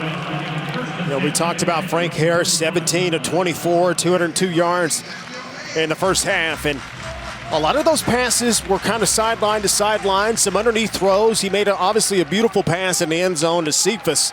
right before halftime, but I'd like to see them maybe set the run up a little bit more, do some play action passes, and then take your shots downfield because these safeties are going to continue to creep down in that run defense support. Harris found 6 receivers in the first half. Opts to go to the quarterback's best friend, Sincere McCormick. The true sophomore out of Judson High School, a powerhouse high school football program here in the San Antonio area.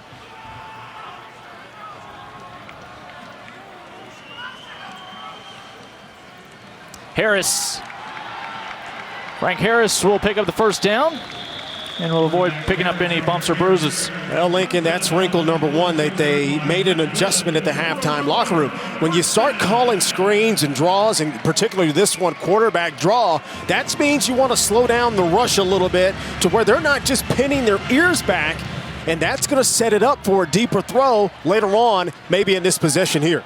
Look to pass on first down. Down the middle of the field, but into triple coverage. It is intercepted by Brevin Randall, but of course in the college game will not be able to return that one after going down to the turf. Yeah, that's the, easily the best throw worst throw, I should say, he's made all afternoon. And yes, you're right, into triple coverage. And I think he was getting pressured right in his face, and he couldn't really step into it or see a clean look downfield. Pardon me, I said Randall. That was Miles Hurd, the strong safety out of the Houston area, with his first interception on the young campaign. Your first turnover on the day for either team. And that puts SFA back out on offense already for the second time here in the third quarter.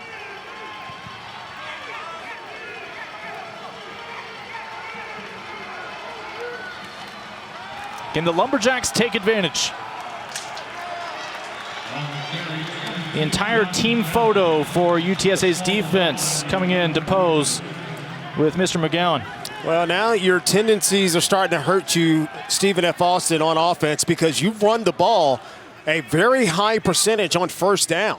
The best down to throw the football is actually first down because the defense has to think balance-wise. But now you've showed your hand so much in this game, the defense is pinning their ears back to stop the run on first down. A loss of 1.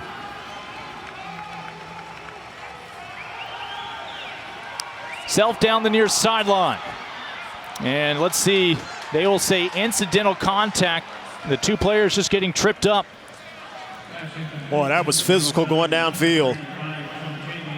Q Borders was the intended target. Yeah, you see the end of this play. Tyreek Woolen, not going to be too many jump balls against him or many 50-50 balls, and a lot of contact allowed there by the official downfield. A big part of that, Woolen at least able to get turned around.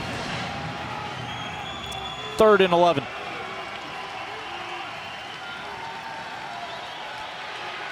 Self keeps the play alive. And there's nobody in the area as they will just live to punt this football away. Yeah, that's good coverage on the back end. He didn't have anywhere to go with the ball, and so these defenses coming up and making some pretty good stands. But UTSA going to get the ball back here in pretty decent field position. So the Lumberjacks unable to make the Roadrunners pay for the turnover a moment ago.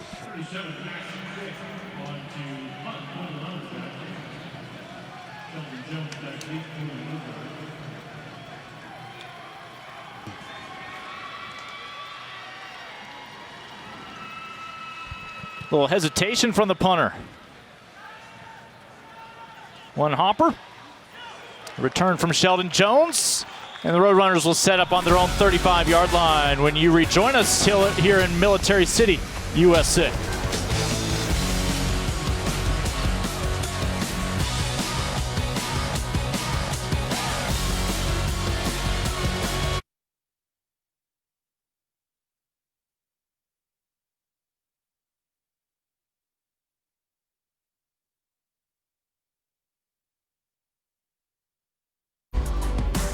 Jeff Traylor, this offseason, became just the 3rd ever head coach of the UTSA football program. His first college coaching gig, LD, as you and I have talked about some, very successful at the high school ranks. Some folks thought he might be a lifer. Even had the stadium named after him there in his hometown of Gilmer in East Texas.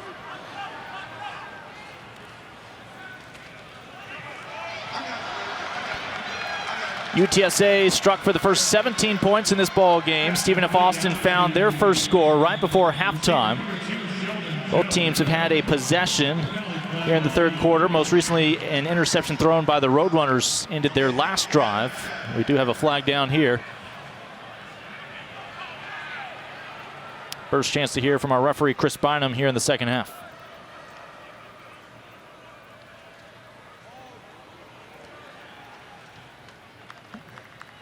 I thought we might be able to go this season without any lip reading. Well, looks like we're getting our first kind of dance with it. Roughing the passer. 50-yard penalty from the completed catch spot. Automatic. First down. Costly mistake for Stephen F. Austin. Yeah, you know what? That's one of those things. The ball comes out so quick. And typically, a defensive lineman or defensive player shouldn't have that much time to rough up the passer, but not only do they get the big play, they get the additional yardage added onto it as well.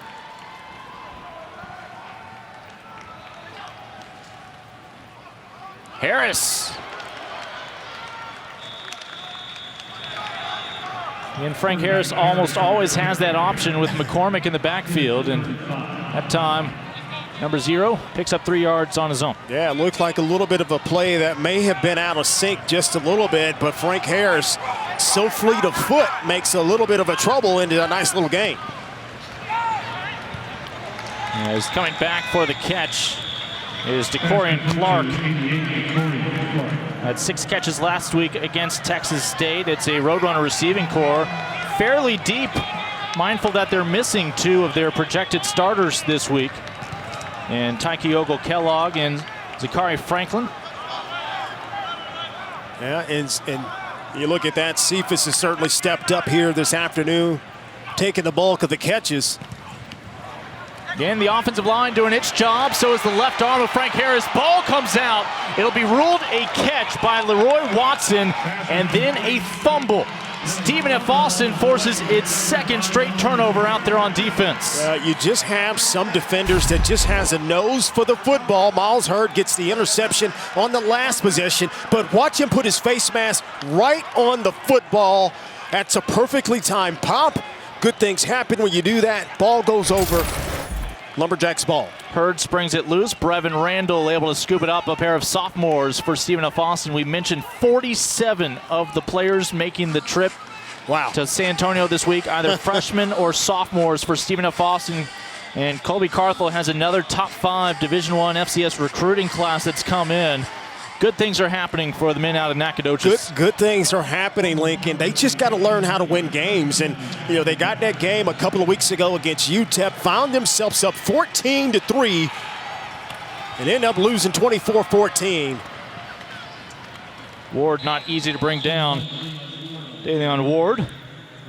Mentioned he's one of the seniors who learned a couple months back that this may not be it. May have another fall of Saturday college football next year. Boy, and as a college player, you kind of got to feel a little giddy because now you've got some borrowed time here. You got maybe a chance to continue your college career. Not everybody going to be able to play at the next level. But, man, anytime you can continue to play at this level, it's got to be a bonus.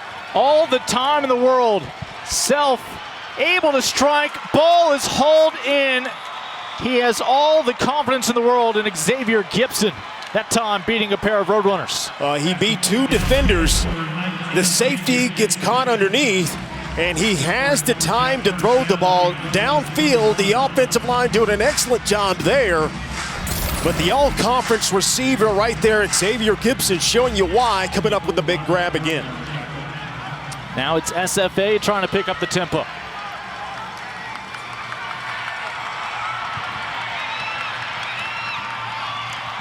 And Self just able, with the adjusted arm motion, a quick dart to Jeremiah Miller.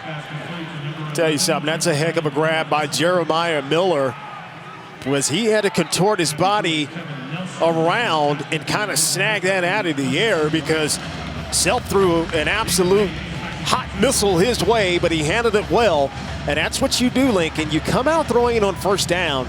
Now the defense is a little bit on their heels, and they've had a couple successful plays here getting the ball out on first down.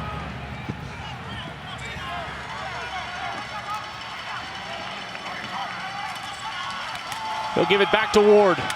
First down for the Lumberjacks. And now you start to see those running lanes get a little bit more room. Now you give your offensive linemen a chance to not only be kind of defensive, now they can be the aggressors when you've got this defense a little bit on their heels. We have a Lumberjack down right now. Looks to be something fairly minor, perhaps a cramp, but the training staff will have to come all the way back out. Lumberjacks making their way into the red zone once again, looking to strike back here on the road.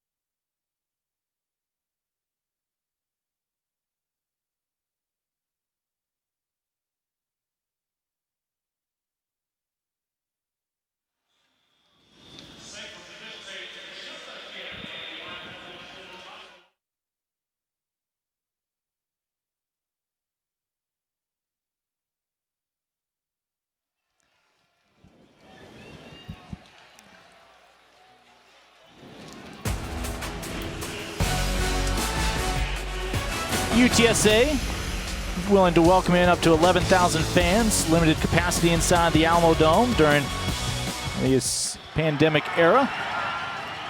The student band is here. And though it's not always a given, the announcers are too. As they will go back to the big man, Josh McGowan, as the Lumberjacks are eyeing another trip into the end zone. Yeah, it's a pretty good play by Corey Mayfield coming out to make the play.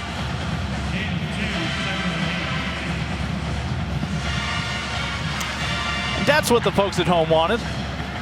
Hey, so we 6 feet. We got to maintain that, right? But more importantly, Stephen F. Austin, UTSA, all the work they've done to be here today, and the rest of us just fortunate spectators.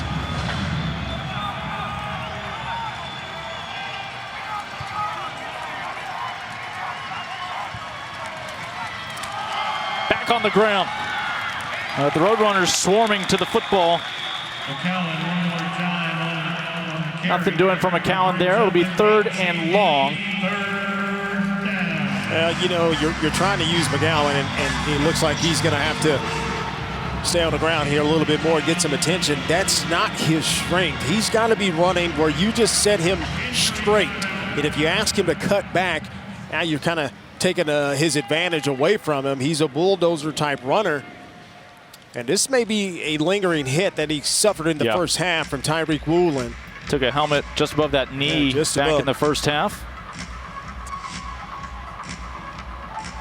But I like that 1-2 compliment they have back there with Ward and McGowan, because McGowan's more of the bruiser type running back, and certainly Ward is a little bit of a slasher.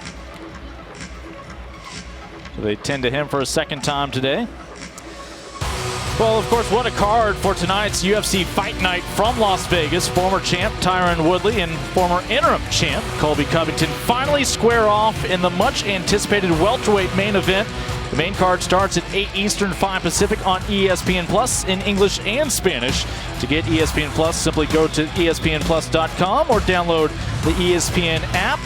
And after you do that, you'll get to follow my buddy next week. LD, you're actually going to see these Lumberjacks again. Let's see them back to back in Dallas against SMU. Yeah, it should be a lot of fun and easy prep, to say the least. 3rd down. Self keeps it. And Self is swallowed up by Harmonson. Well, I think that's going to be a fantastic football player right there. Is Trevor Harmonson. Watch this.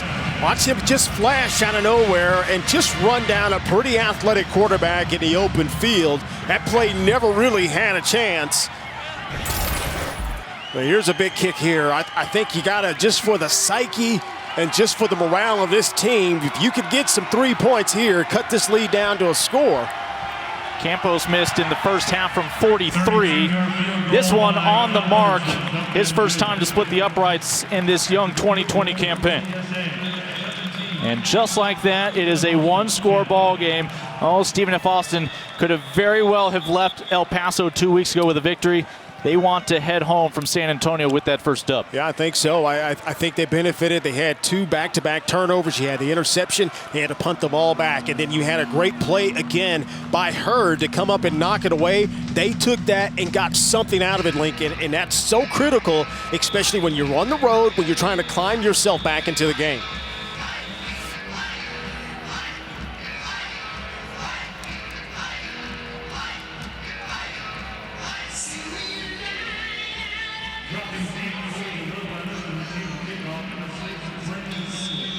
So remember, UTSA's had a couple of turnovers on their last couple of possessions. Yeah.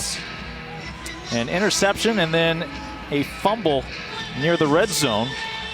Well, that'll keep teams hanging around. And you put the ball on the ground or you throw it to the other team. That's the one thing that you cannot do as an offense. And tough to put teams away when you start doing that. This will stay in play as Dingle with the return. So again, Stephen F. Austin out of the Southland Conference, and as tight-knit as that conference has been, it has been even tighter. This is Lake Charles. Remember, this past month when you heard reports of dueling hurricanes, Laura and Marco, you didn't hear much after that because there's been so much in the national news, but Lake Charles, well, almost $8.5 billion in estimated damage. They still don't have running water, sewage, sanitation back to 100%. And of course, Lake Charles is the home of McNeese State University. The Cowboys in the Southland Conference have been the equivalent of the New York Yankees in terms of winning championships. And of course, the tie here, UTSA's former head coach Frank Wilson found an excellent landing spot. He looks to take over that program potentially this spring if the Southland does in fact have football. But the whole conference has come together. You can follow the hashtag #HelpLakeCharles. Such a great community. Devastating to watch that hurricane come in the middle of the night and rip so many of its landmarks apart. And they are still recovering. Harris able to hang on to the football somehow. A little hop, skip, and a first down for Frank Harris. You know, I'm still trying to wrap my mind, how in the world did he get out of that? Because it looks like the perfect defensive call. The defenders were in perfect position, Lincoln, to make that play. But watch Harris, somehow, some way, he even faked our camera man out there. And they're in the perfect play, and they make that sack in the backfield. That changes the complexity of this drive altogether. Harris will throw one up under pressure as he was going to be quickly introduced into the turf. That pressure coming from Rayson Williams, the sophomore D tackle. Well, you kind of see the philosophy on defense kick up a little bit. Scott Power, the defensive coordinator, saying, okay, I'm not going to allow that quarterback to stand back there and get rid of the football when he wants to. Let's put a little bit of a pressure on him. You saw it on the play before he gets out, but on that play there, it was an incomplete pass. You can take your chances on 2nd and long here. McCormick, that's a forward pass, incomplete. 3rd and 10 on the horizon. Again, Lincoln, that's pressure. Once again, here they come. They had a little flare, screen pass out to the flat. The pressure gets on the quarterback in his chest too quick, and that causes the pass to be off the mark. You do those things, now you get yourself to 3rd and 10. You got to like your chances once more.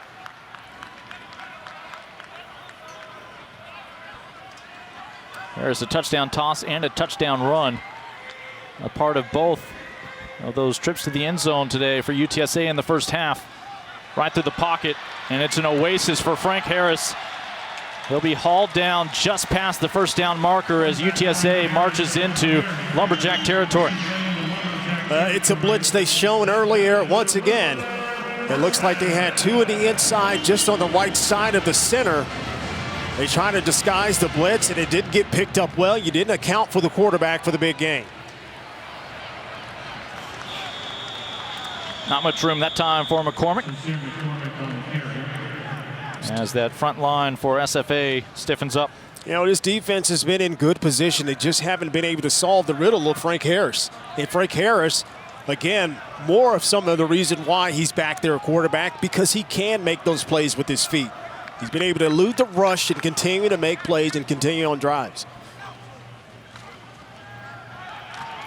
Understandably a little antsy. Flushed out of the pocket from B.J. Thompson, but Harris still makes it a nice gain. They've got two nice defensive ends, very athletic. B.J. Thompson, you just mentioned, 6'6", 210. We saw Ahmad Murray get banged up a little bit. He's back into the game, 6'3", 245. You got some guys that can certainly run. Harris now over 300 yards total, combined passing and rushing today.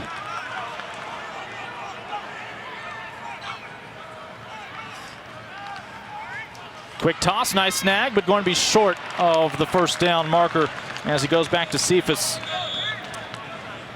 Roadrunners are in Stephen F. Austin territory, but it's fourth down. Yeah, they change up the look that time. They show the same blitz look they've been doing, but they have the blitzer back out into a middle of the field robber technique, and it forces the quarterback to throw it underneath to where the tackle can be made, and it looks like they're going to get the ball back here.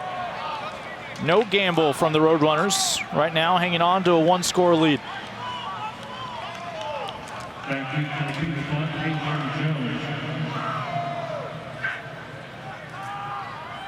Punt from Dean. Larry Jones back to his 5-yard line. 95 yards of field ahead awaits Stephen F. Austin, but they trail by just 7 here at the Dome.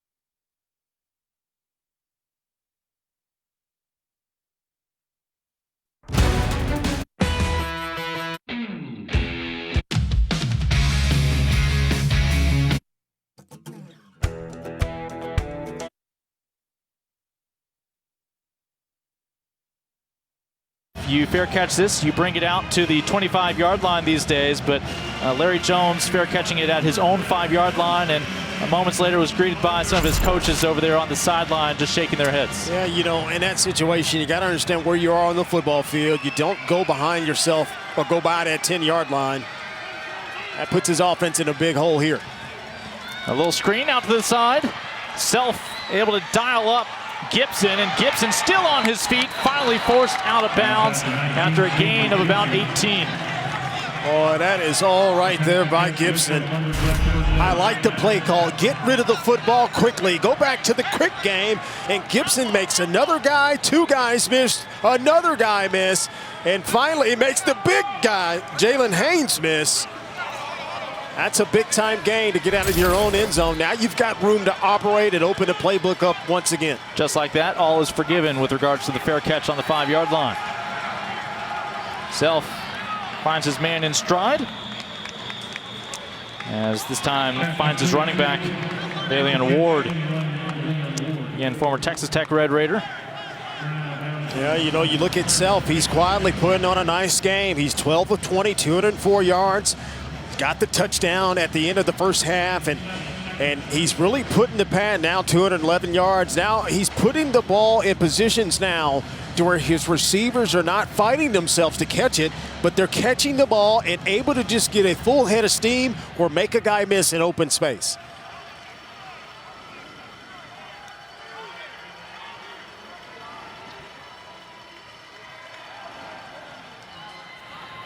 And that should be a first down. Conference USA South and Clyde here. Conference USA and Sunbelt.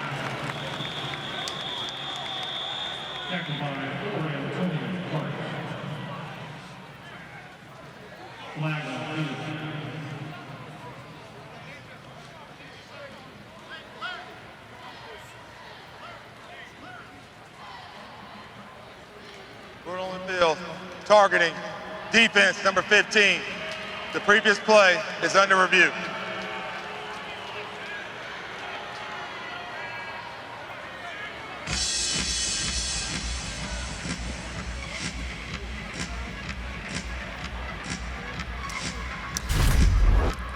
Targeting called on Trevor Harmonson here. And while there may have been some misfortune, that more often than not is going to stand. You see the helmet to helmet. Yeah. As he tries to finish off the play.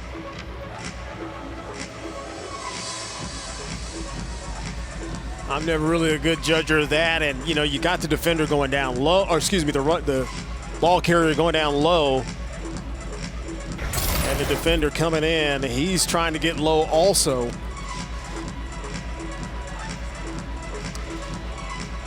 If this stands, then Harmonson misses the rest of this half and will miss the first half of the Roadrunners' next game against Memphis next weekend.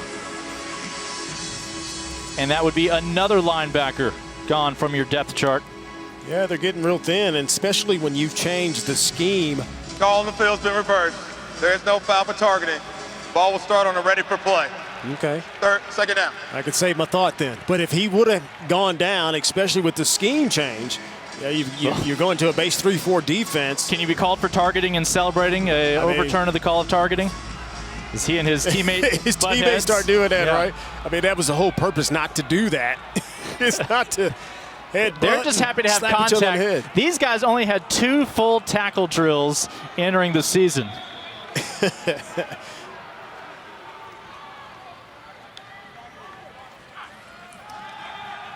So Self and the Lumberjacks still down by just 1 score. This ball almost picked off. Wow. A break as it slips through the hands of Woolen. Now let's check in on Marshall and App State. Kevin?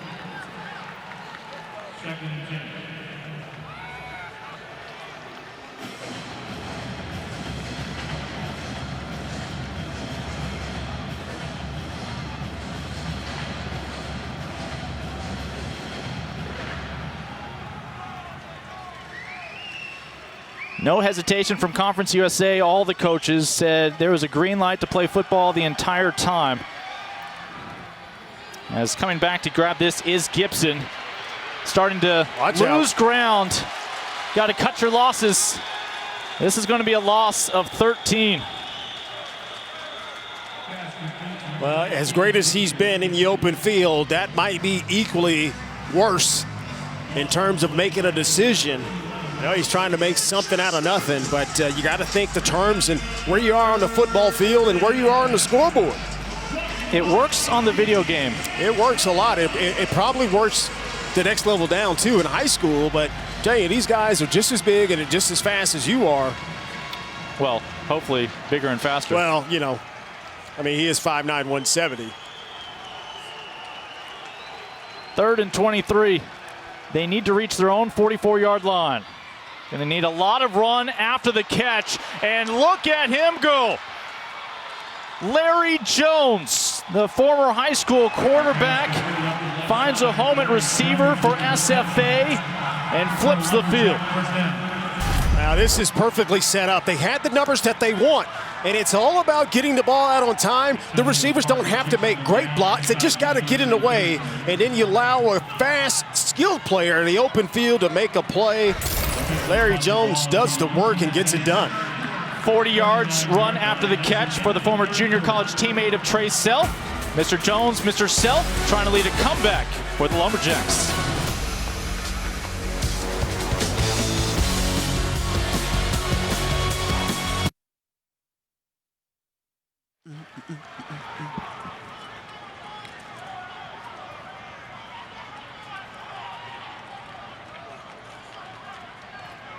Hey, Roadrunner fans, we want to welcome to the game today Rowdy Crew, the official UTSA student section. Follow Rowdy Crew on social media. Stay up to date with UTSA athletics.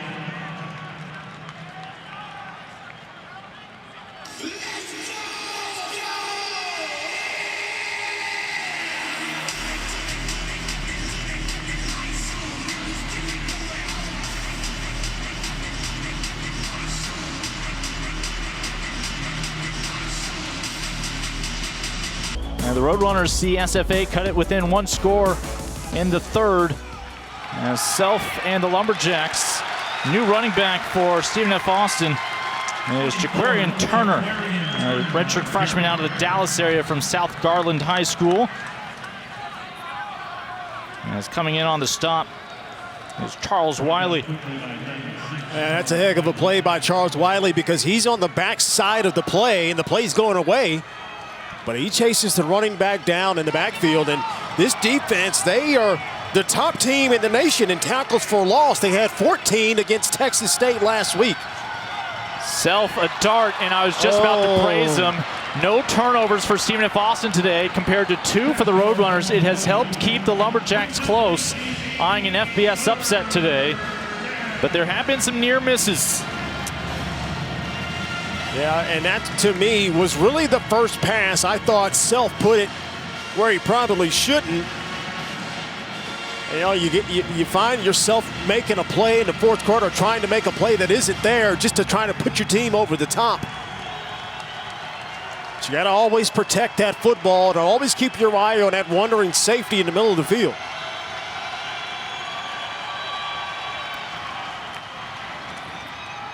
They're looking for another big gain. Too much to ask for a second time around on 3rd and long with a short dump into the backfield. Yeah, Antonio Parks read that all the way back from his safety position, and once he saw that engaged receiver outside flanked blocking, that's his signal to just run straight downhill and make that play. Well, they're not going to risk going for it on 4th and 14 in UTSA territory. They'll continue to play the field position game.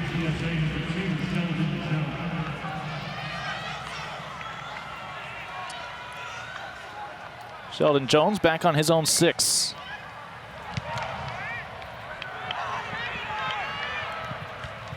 They'll squeeze it inside the 15.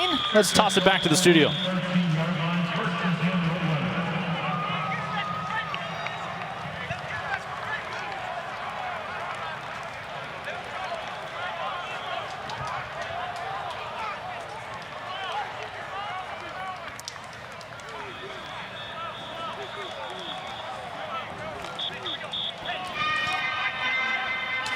Again, SFA has that date with SMU coming up. The visor is back on for Coach Carthel. Yeah, SMU playing North Texas this week. Frank Harris hands it off back to McCormick. And that is going to be a tandem for years to come here at UTSA. Again, McCormick is a true sophomore, which means next year he'll still be a sophomore. And Frank Harris, I think, still has a year of eligibility he can reclaim, right now listed as a redshirt junior. Rolls more naturally to his left. A little short of Leroy Watson. The tight end still had a chance. Well, that's the pass. You don't want to put big Leroy in a position where he's got to use his body to get back to the ball. You know, if that was Gavin Sharp a little bit more athletic in sense of going to get the pass, but should have been caught. But again, that's a pass you put between the 4, right on the 4, and let big Leroy get to rumbling downfield. Can Stephen F. Austin's defense get this ball right back? Force a punt. Harris, plenty of room. Needed just the 24. Flags come in. Oh, menagerie of handkerchiefs. Wow. Now this is going to be interesting because they're going to call this on McCormick. He turned into a lead blocker for his quarterback. But they may be saying he went outside of the box and came back in. When you do that, You cannot attack a defender's legs on a peel back type of block. But yes, everybody's laundry is out on the turf right now.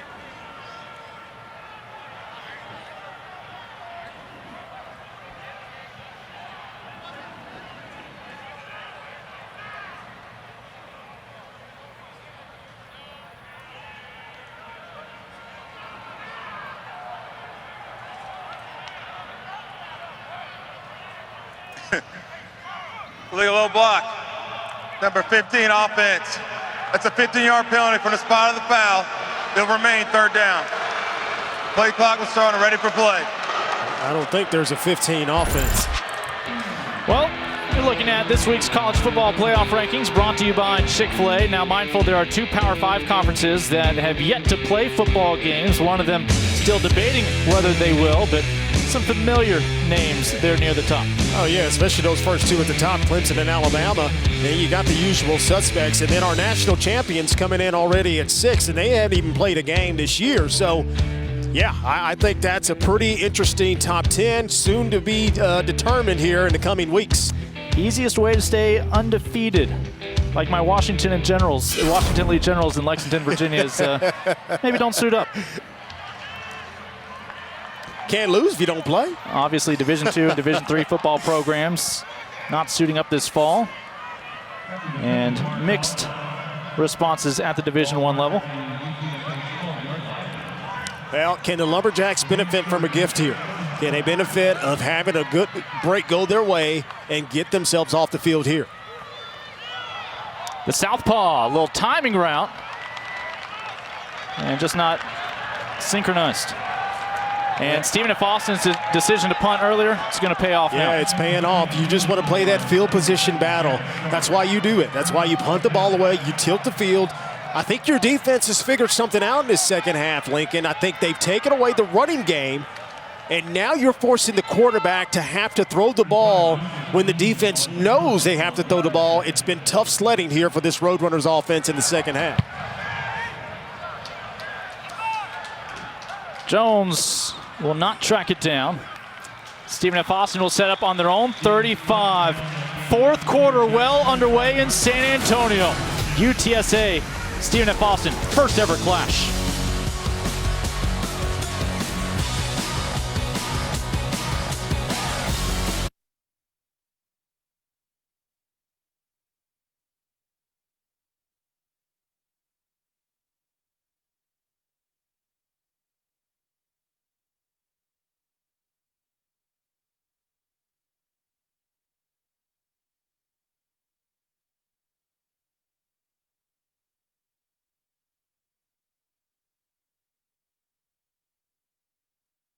Stephen F. Austin.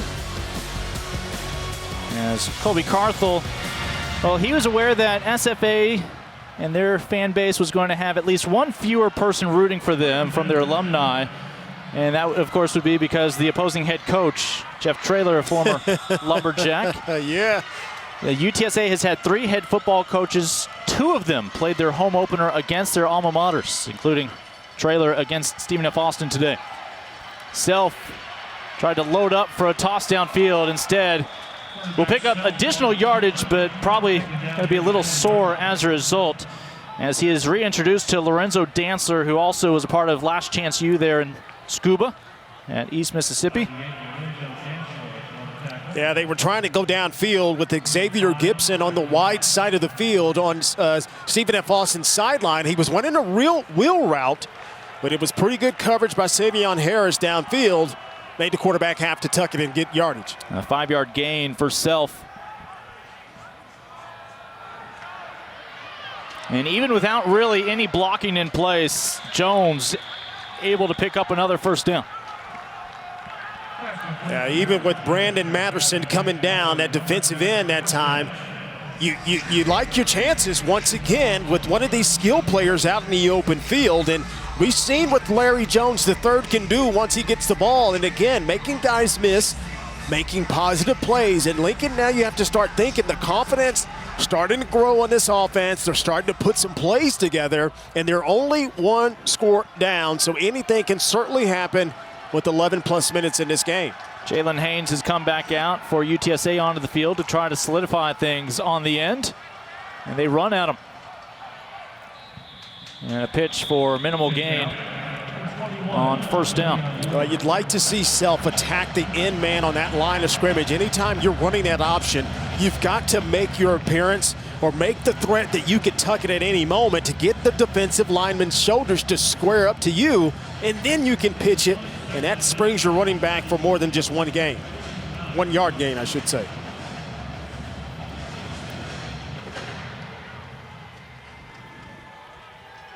Just shy of midfield. And a dangerous ball. A lot of congestion around that original line of scrimmage. But they'll live to see 3rd and 9. Yeah, these defensive linemen, I think, as a core, maybe the strongest core on this team. They're just so smart. They're very big. They're athletic. And again, number 91, Shaquan Flagg, coming in off the bench, making a play on defense.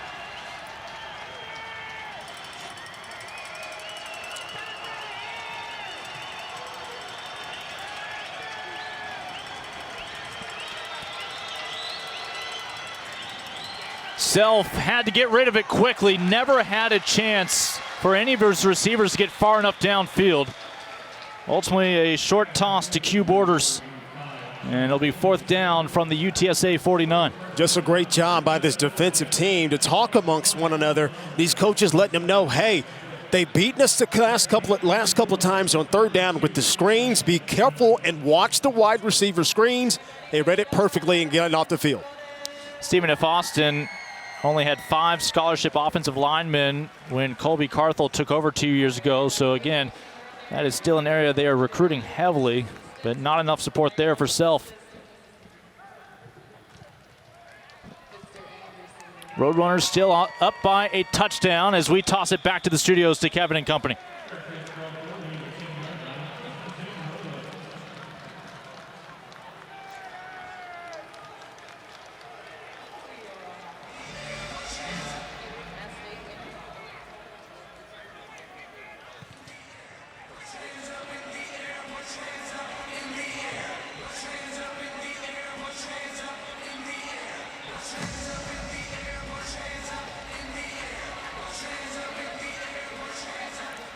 So again, the Roadrunners, a couple of turnovers in this ball game, helping Stephen F. Austin stay within 1 score. See if Frank Harris can put a long drive together. That will be a forward pass. Right now, they're going to play it safe and rule it a fumble, let the play out. And now they come together and say it's an incomplete ball. Boy, that was awfully dangerous. There seems to be some miscommunication up front because they had a free release interior defensive player. That should never happen in any pass protection situation. Oh, they got lucky on that one, and boy, that could have been disastrous. Instead, it'll simply be 2nd and 10. Take a look. Arm moving forward.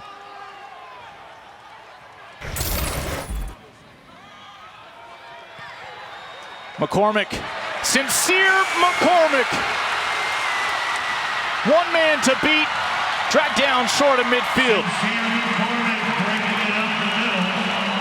Well, you just figured it was a matter of time, Lincoln. You got to keep pounding him and pounding him, and sooner or later, pressure will bust pipes. And this is exactly what's happening here as he finds a seam. He's always looking for the home run out the back door.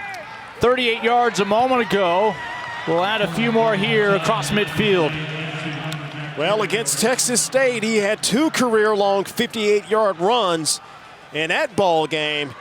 A lot of records being brought down in that contest last week. And this offense not on pace for what they did last week at 499 yards.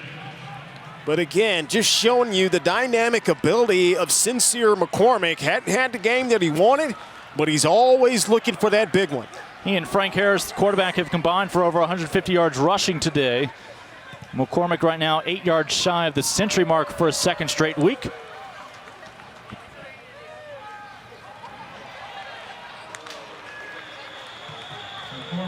and picks up a yard, setting up 3rd and 5. Yeah, they go to a little bit of a traditional setup there. They toss the ball back deep just to give a different look to the defense, see if they can attack the perimeter. It's 3rd down and 5 here. What are the Lumberjacks defensively going to do? And if you look at what this offense of UTSA has found, they haven't had that go-to play here in this second half. Harris, good protection. This time finds McCormick through the air. Makes one man miss.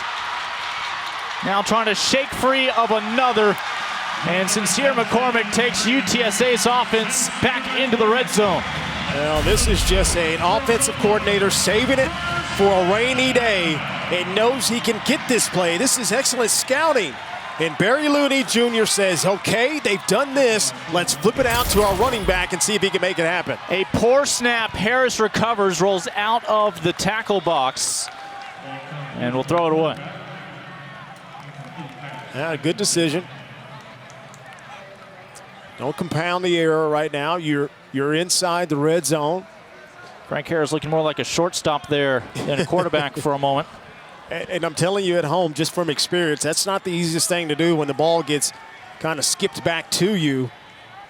You try to pick that up on one bounce. Great job again.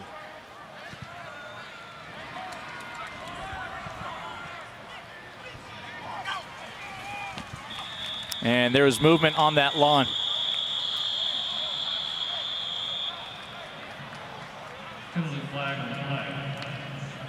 Ball start, offense, number 12, 5-yard penalty, made 2nd down. LD, you're a former receiver. That should never happen. And that's the thing you got to learn. And the young players, I don't know if you're watching it, you should never go off the quarterback's cadence as a wide receiver.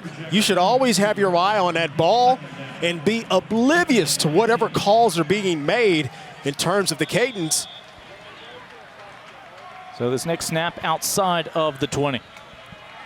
Still need the 8-yard line. Harris tucks it down, blocks in place. Frank Harris for a 2nd time today into the end zone.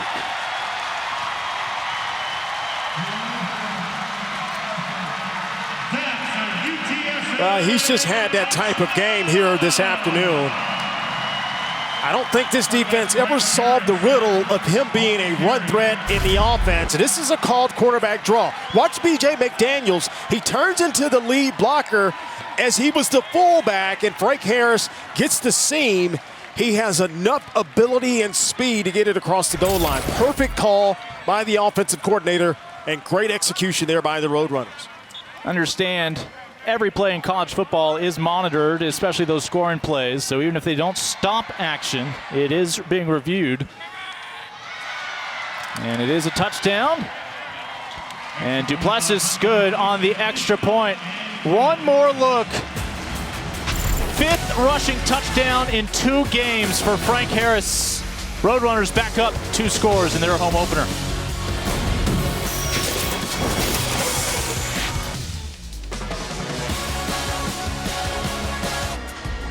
Frank Harris able to punch it in, as he's one of the many student athletes to embrace the NCAA, allowing the number 0 to be worn. Still can't get my mind around that. Anything but producing nothing. You see his numbers today over the century mark on the ground. Another 262 through the air, combined 3 touchdowns. And well, Jeff Traylor, when he took this job, recognized exactly what he had in Frank Harris, a leader in the locker room who is passionate about this San Antonio community, wanting to continue his career in front of his hometown. And Lumberjacks looking for an explosive play, but find themselves down by 2 scores here on the road. Well, tonight in our Saturday night football game, De'Aaron King leads the number 17 Hurricanes into Louisville to take on McHale Cunningham and the 18th ranked Cardinals. It's a matchup again of electrifying dual threat quarterbacks, 7:30 Eastern, 4:30 Pacific on ABC and the ESPN app. Again, Saturday night football presented by Capital One. Not a lot of fogging up in that mask. Of course, the weather report for every UTSA home game is right around room temperature. Self has a couple of receivers in the area. And in the end, it's probably fortunate it just falls harmlessly to the turf with a couple of Roadrunners as well. Well, I was kind of had an ISO visual as Xavier Gibson still on the turf. I was watching the entire time. Jeremiah Miller, he was open around about the 35-yard line. The ball hangs up a little bit, but then Gibson comes out of nowhere. As they tend to Xavier Gibson, who comes down on that left side.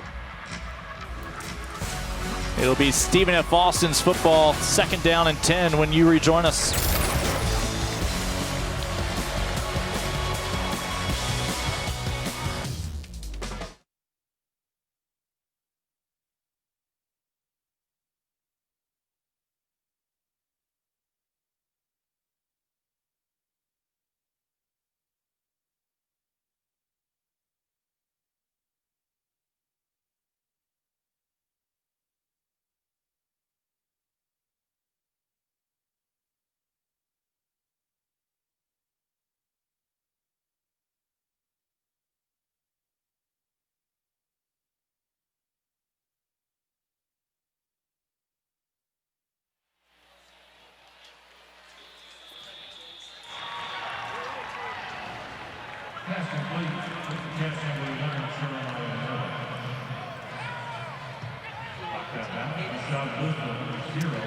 Well, Stephen F. Austin trying to go up-tempo. How up-tempo? They just ran a play, a first down toss across midfield to Jeremiah Miller. And here they go on 1st and 10 in UTSA territory.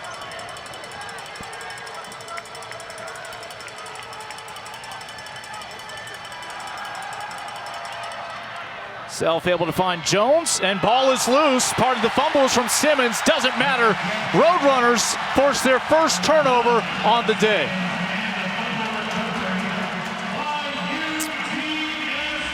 Well, that's just unfortunate, too. I thought they had a great play on. And yes, it looked like Jones is going to make a play and puts the ball on the ground. Ligon and company getting the ball back for UTSA.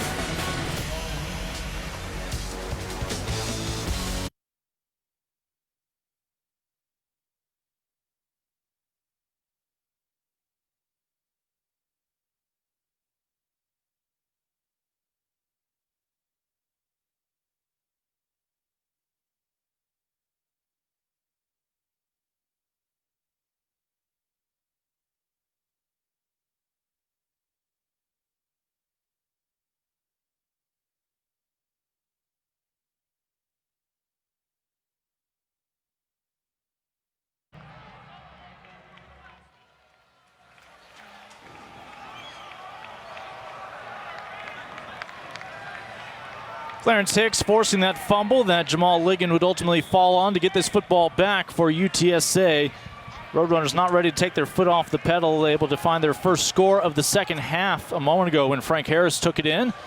They are mindful of what happened last week against Texas State when they allowed the Bobcats to come all the way back and force overtime.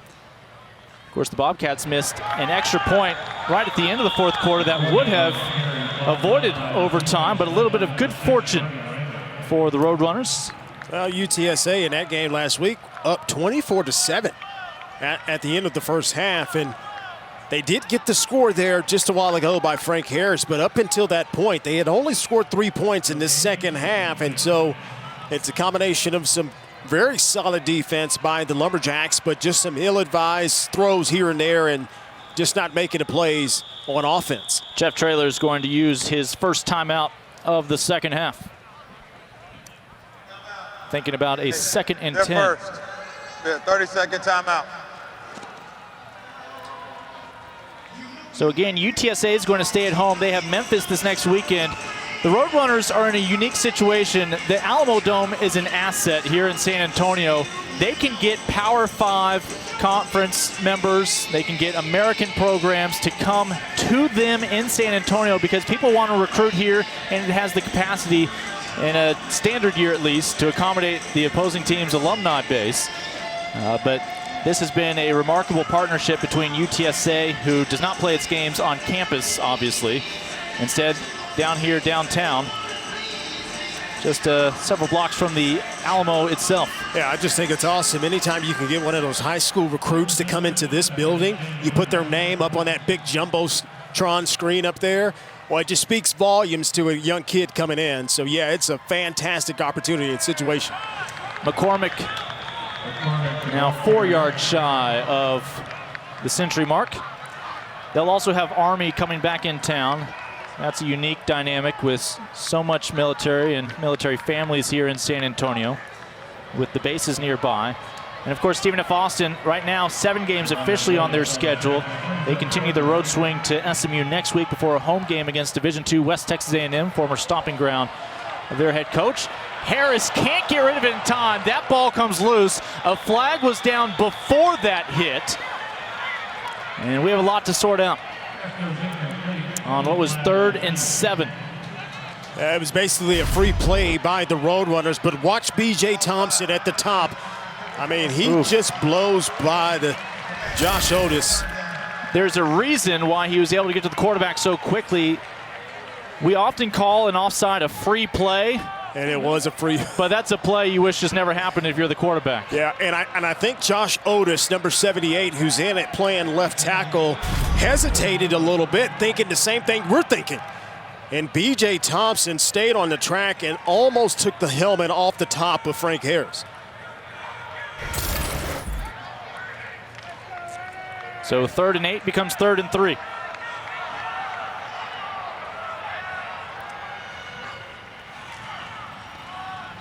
McCormick, and they're going to mark him short. Well, at least initially. Now they will adjust it. It is a first down for UTSA. Now this is why, your running attack, which is so vaunted, especially when you've got your two-headed monster in the backfield with Brendan Brady. This is where you start to salt these games away and protect this lead. Now you hand it off. It's the 4th quarter. You're coming up on 4 minutes left in this game. This defense has been on the field for a lot of football plays. And so now you just start to lean on this offensive line and salt this clock away. Here's Lowell Narcisse, his 2nd snap of the day. It'll be his 2nd run of the day. And if there's ever a quarterback who can run you down and wear you down with the carry, that's the big number 10. Yeah, we saw plenty of big number 10 last season. And I'm telling you what, may have the strongest arm on the quarterback roster. And we talked a little bit earlier about these quarterbacks, and one of the only FBS schools in the country with 4 QBs with 4 starts. And Lowell Narcisse certainly had his share with 7 starts last season, but is a big body bruising quarterback with the cannon of an arm. Again, he was your starter for the final 7 games when Frank Harris went down last year. Unlikely we see his arm on display here in the 4th quarter. I say that he has a 3rd and 4 here. We'll have Game 3 of the Eastern Conference Finals between the Celtics and Heat, with Miami up 2 games to none. Tonight, 8:30 Eastern. NBA Countdown gets our coverage started at 7:30 on ESPN, ESPN Deportes, and the ESPN app. That's right, we're doing promos for NBA playoffs in late September. Yeah, you know you're doing something when you're doing that. Unique times. I know. Of course, October is typically when the preseason starts. NBA will have a late start, a little closer to Christmas. And Jeff Traylor's going to burn his timeout here. 2:32 to go. Stephen F. Austin still has 3 timeouts to go, but Roadrunners clicking, looking to close this one out to start the season off 2-0.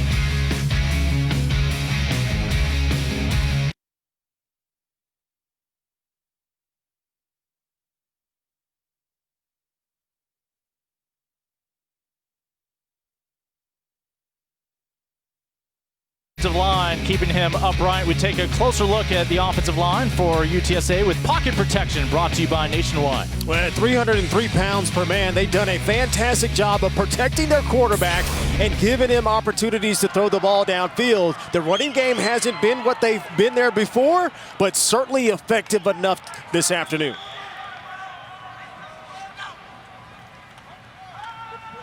Harris back in the ball game, dumps it down to Dingle. And he has no desire to go out of bounds, want to keep that clock running. The clock will start back up after they move these sticks, as more time can melt off the clock unless Stephen F. Austin chooses to use one of its 3 timeouts. Well, that was right on cue in terms of pocket protection. Frank Harris had all the time that he wanted to allow that play to develop and have a dragging across the defense Dingle wide open to convert that to get the first down. And we're back to Lowell Narcisse.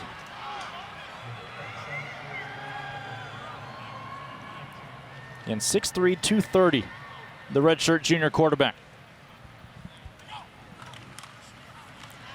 He'll follow McCormick. And more often than not, Narcisse falls forward for an extra yard. And SFA will now use its first timeout.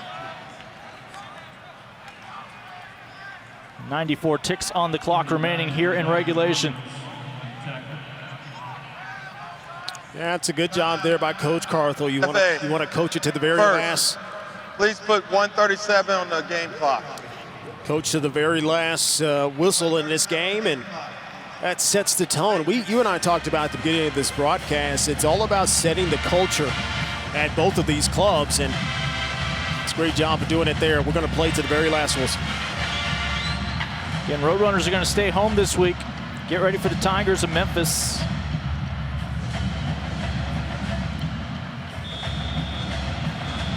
Will it be as a 2-0 football program under Jeff Traylor? Every first-year head coach for UTSA has won their opener. He did that in a big rivalry matchup last weekend. And that I-35 showdown with Texas State. Now looking to win his home debut here at the Alamo Dome.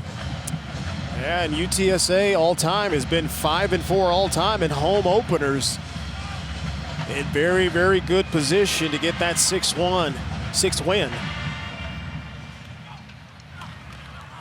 Narcisse, the yard shy, and let's see if the Lumberjacks use another timeout. They do. Desperate for a stop here. Timeout. SFA, their second. For a 30-second timeout.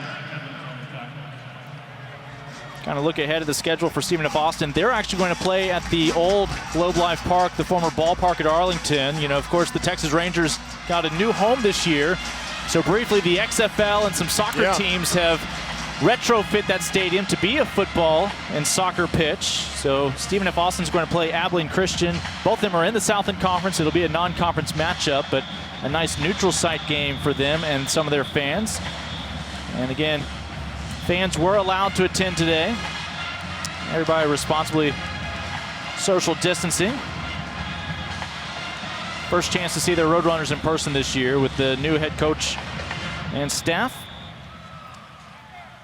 Yeah, now you can kind of see how some of the seats are blocked off to where people can't sit there. And credit to the staff at the Alamo Dome and facility folks. I mean, they've done an excellent job of setting us up. Obviously, the university is certainly involved with that, but. Were you surprised by the zone blocking scheme? You know, it's just kind of random. I didn't know what to expect. You know, everything from here on out is kind of the first of everything. Well, I think everybody knew what to expect here with Narcisse taking the snap, a first down for UTSA, and they should be able to bleed out this clock for that second victory. Yeah, that's the benefit of your big quarterback coming in and kind of closing the thing down. These defensive backs have been chasing receivers all game. They've been trying to really kind of slow down Sincere McCormick as much as they possibly can, and now you're asking them to come tackle a 230-pound quarterback with a head of steam. The former walk-on at Stephen F. Austin, your head coach at UTSA. He will go back to cheering on Stephen F. Austin every Saturday for the rest of this fall, but this is their favorite formation. Picked up that win in overtime last week, but victory formation here as Lowell Narcisse takes the snap. SFA is going to take that last time out back to Nacogdoches with them. It's a young program for Stephen F. Austin that's going to continue to make strides this fall. But Jeff Traylor and the Roadrunners looking to continue to ride momentum. By the time Conference USA play rolls around, he'll meet one of his close friends in the coaching ranks here in Texas, Colby Carthel, at midfield. As SFA will start off 0 for 2 with a couple of impressive efforts against Conference USA opponents. Big thanks to our entire crew here in San Antonio. For LaDarren McClain, I'm Lincoln Rose. Roadrunners prevail in their home opener 24-10. Let's get caught up on college football around the rest of the country. Send it back to the studios and Kevin.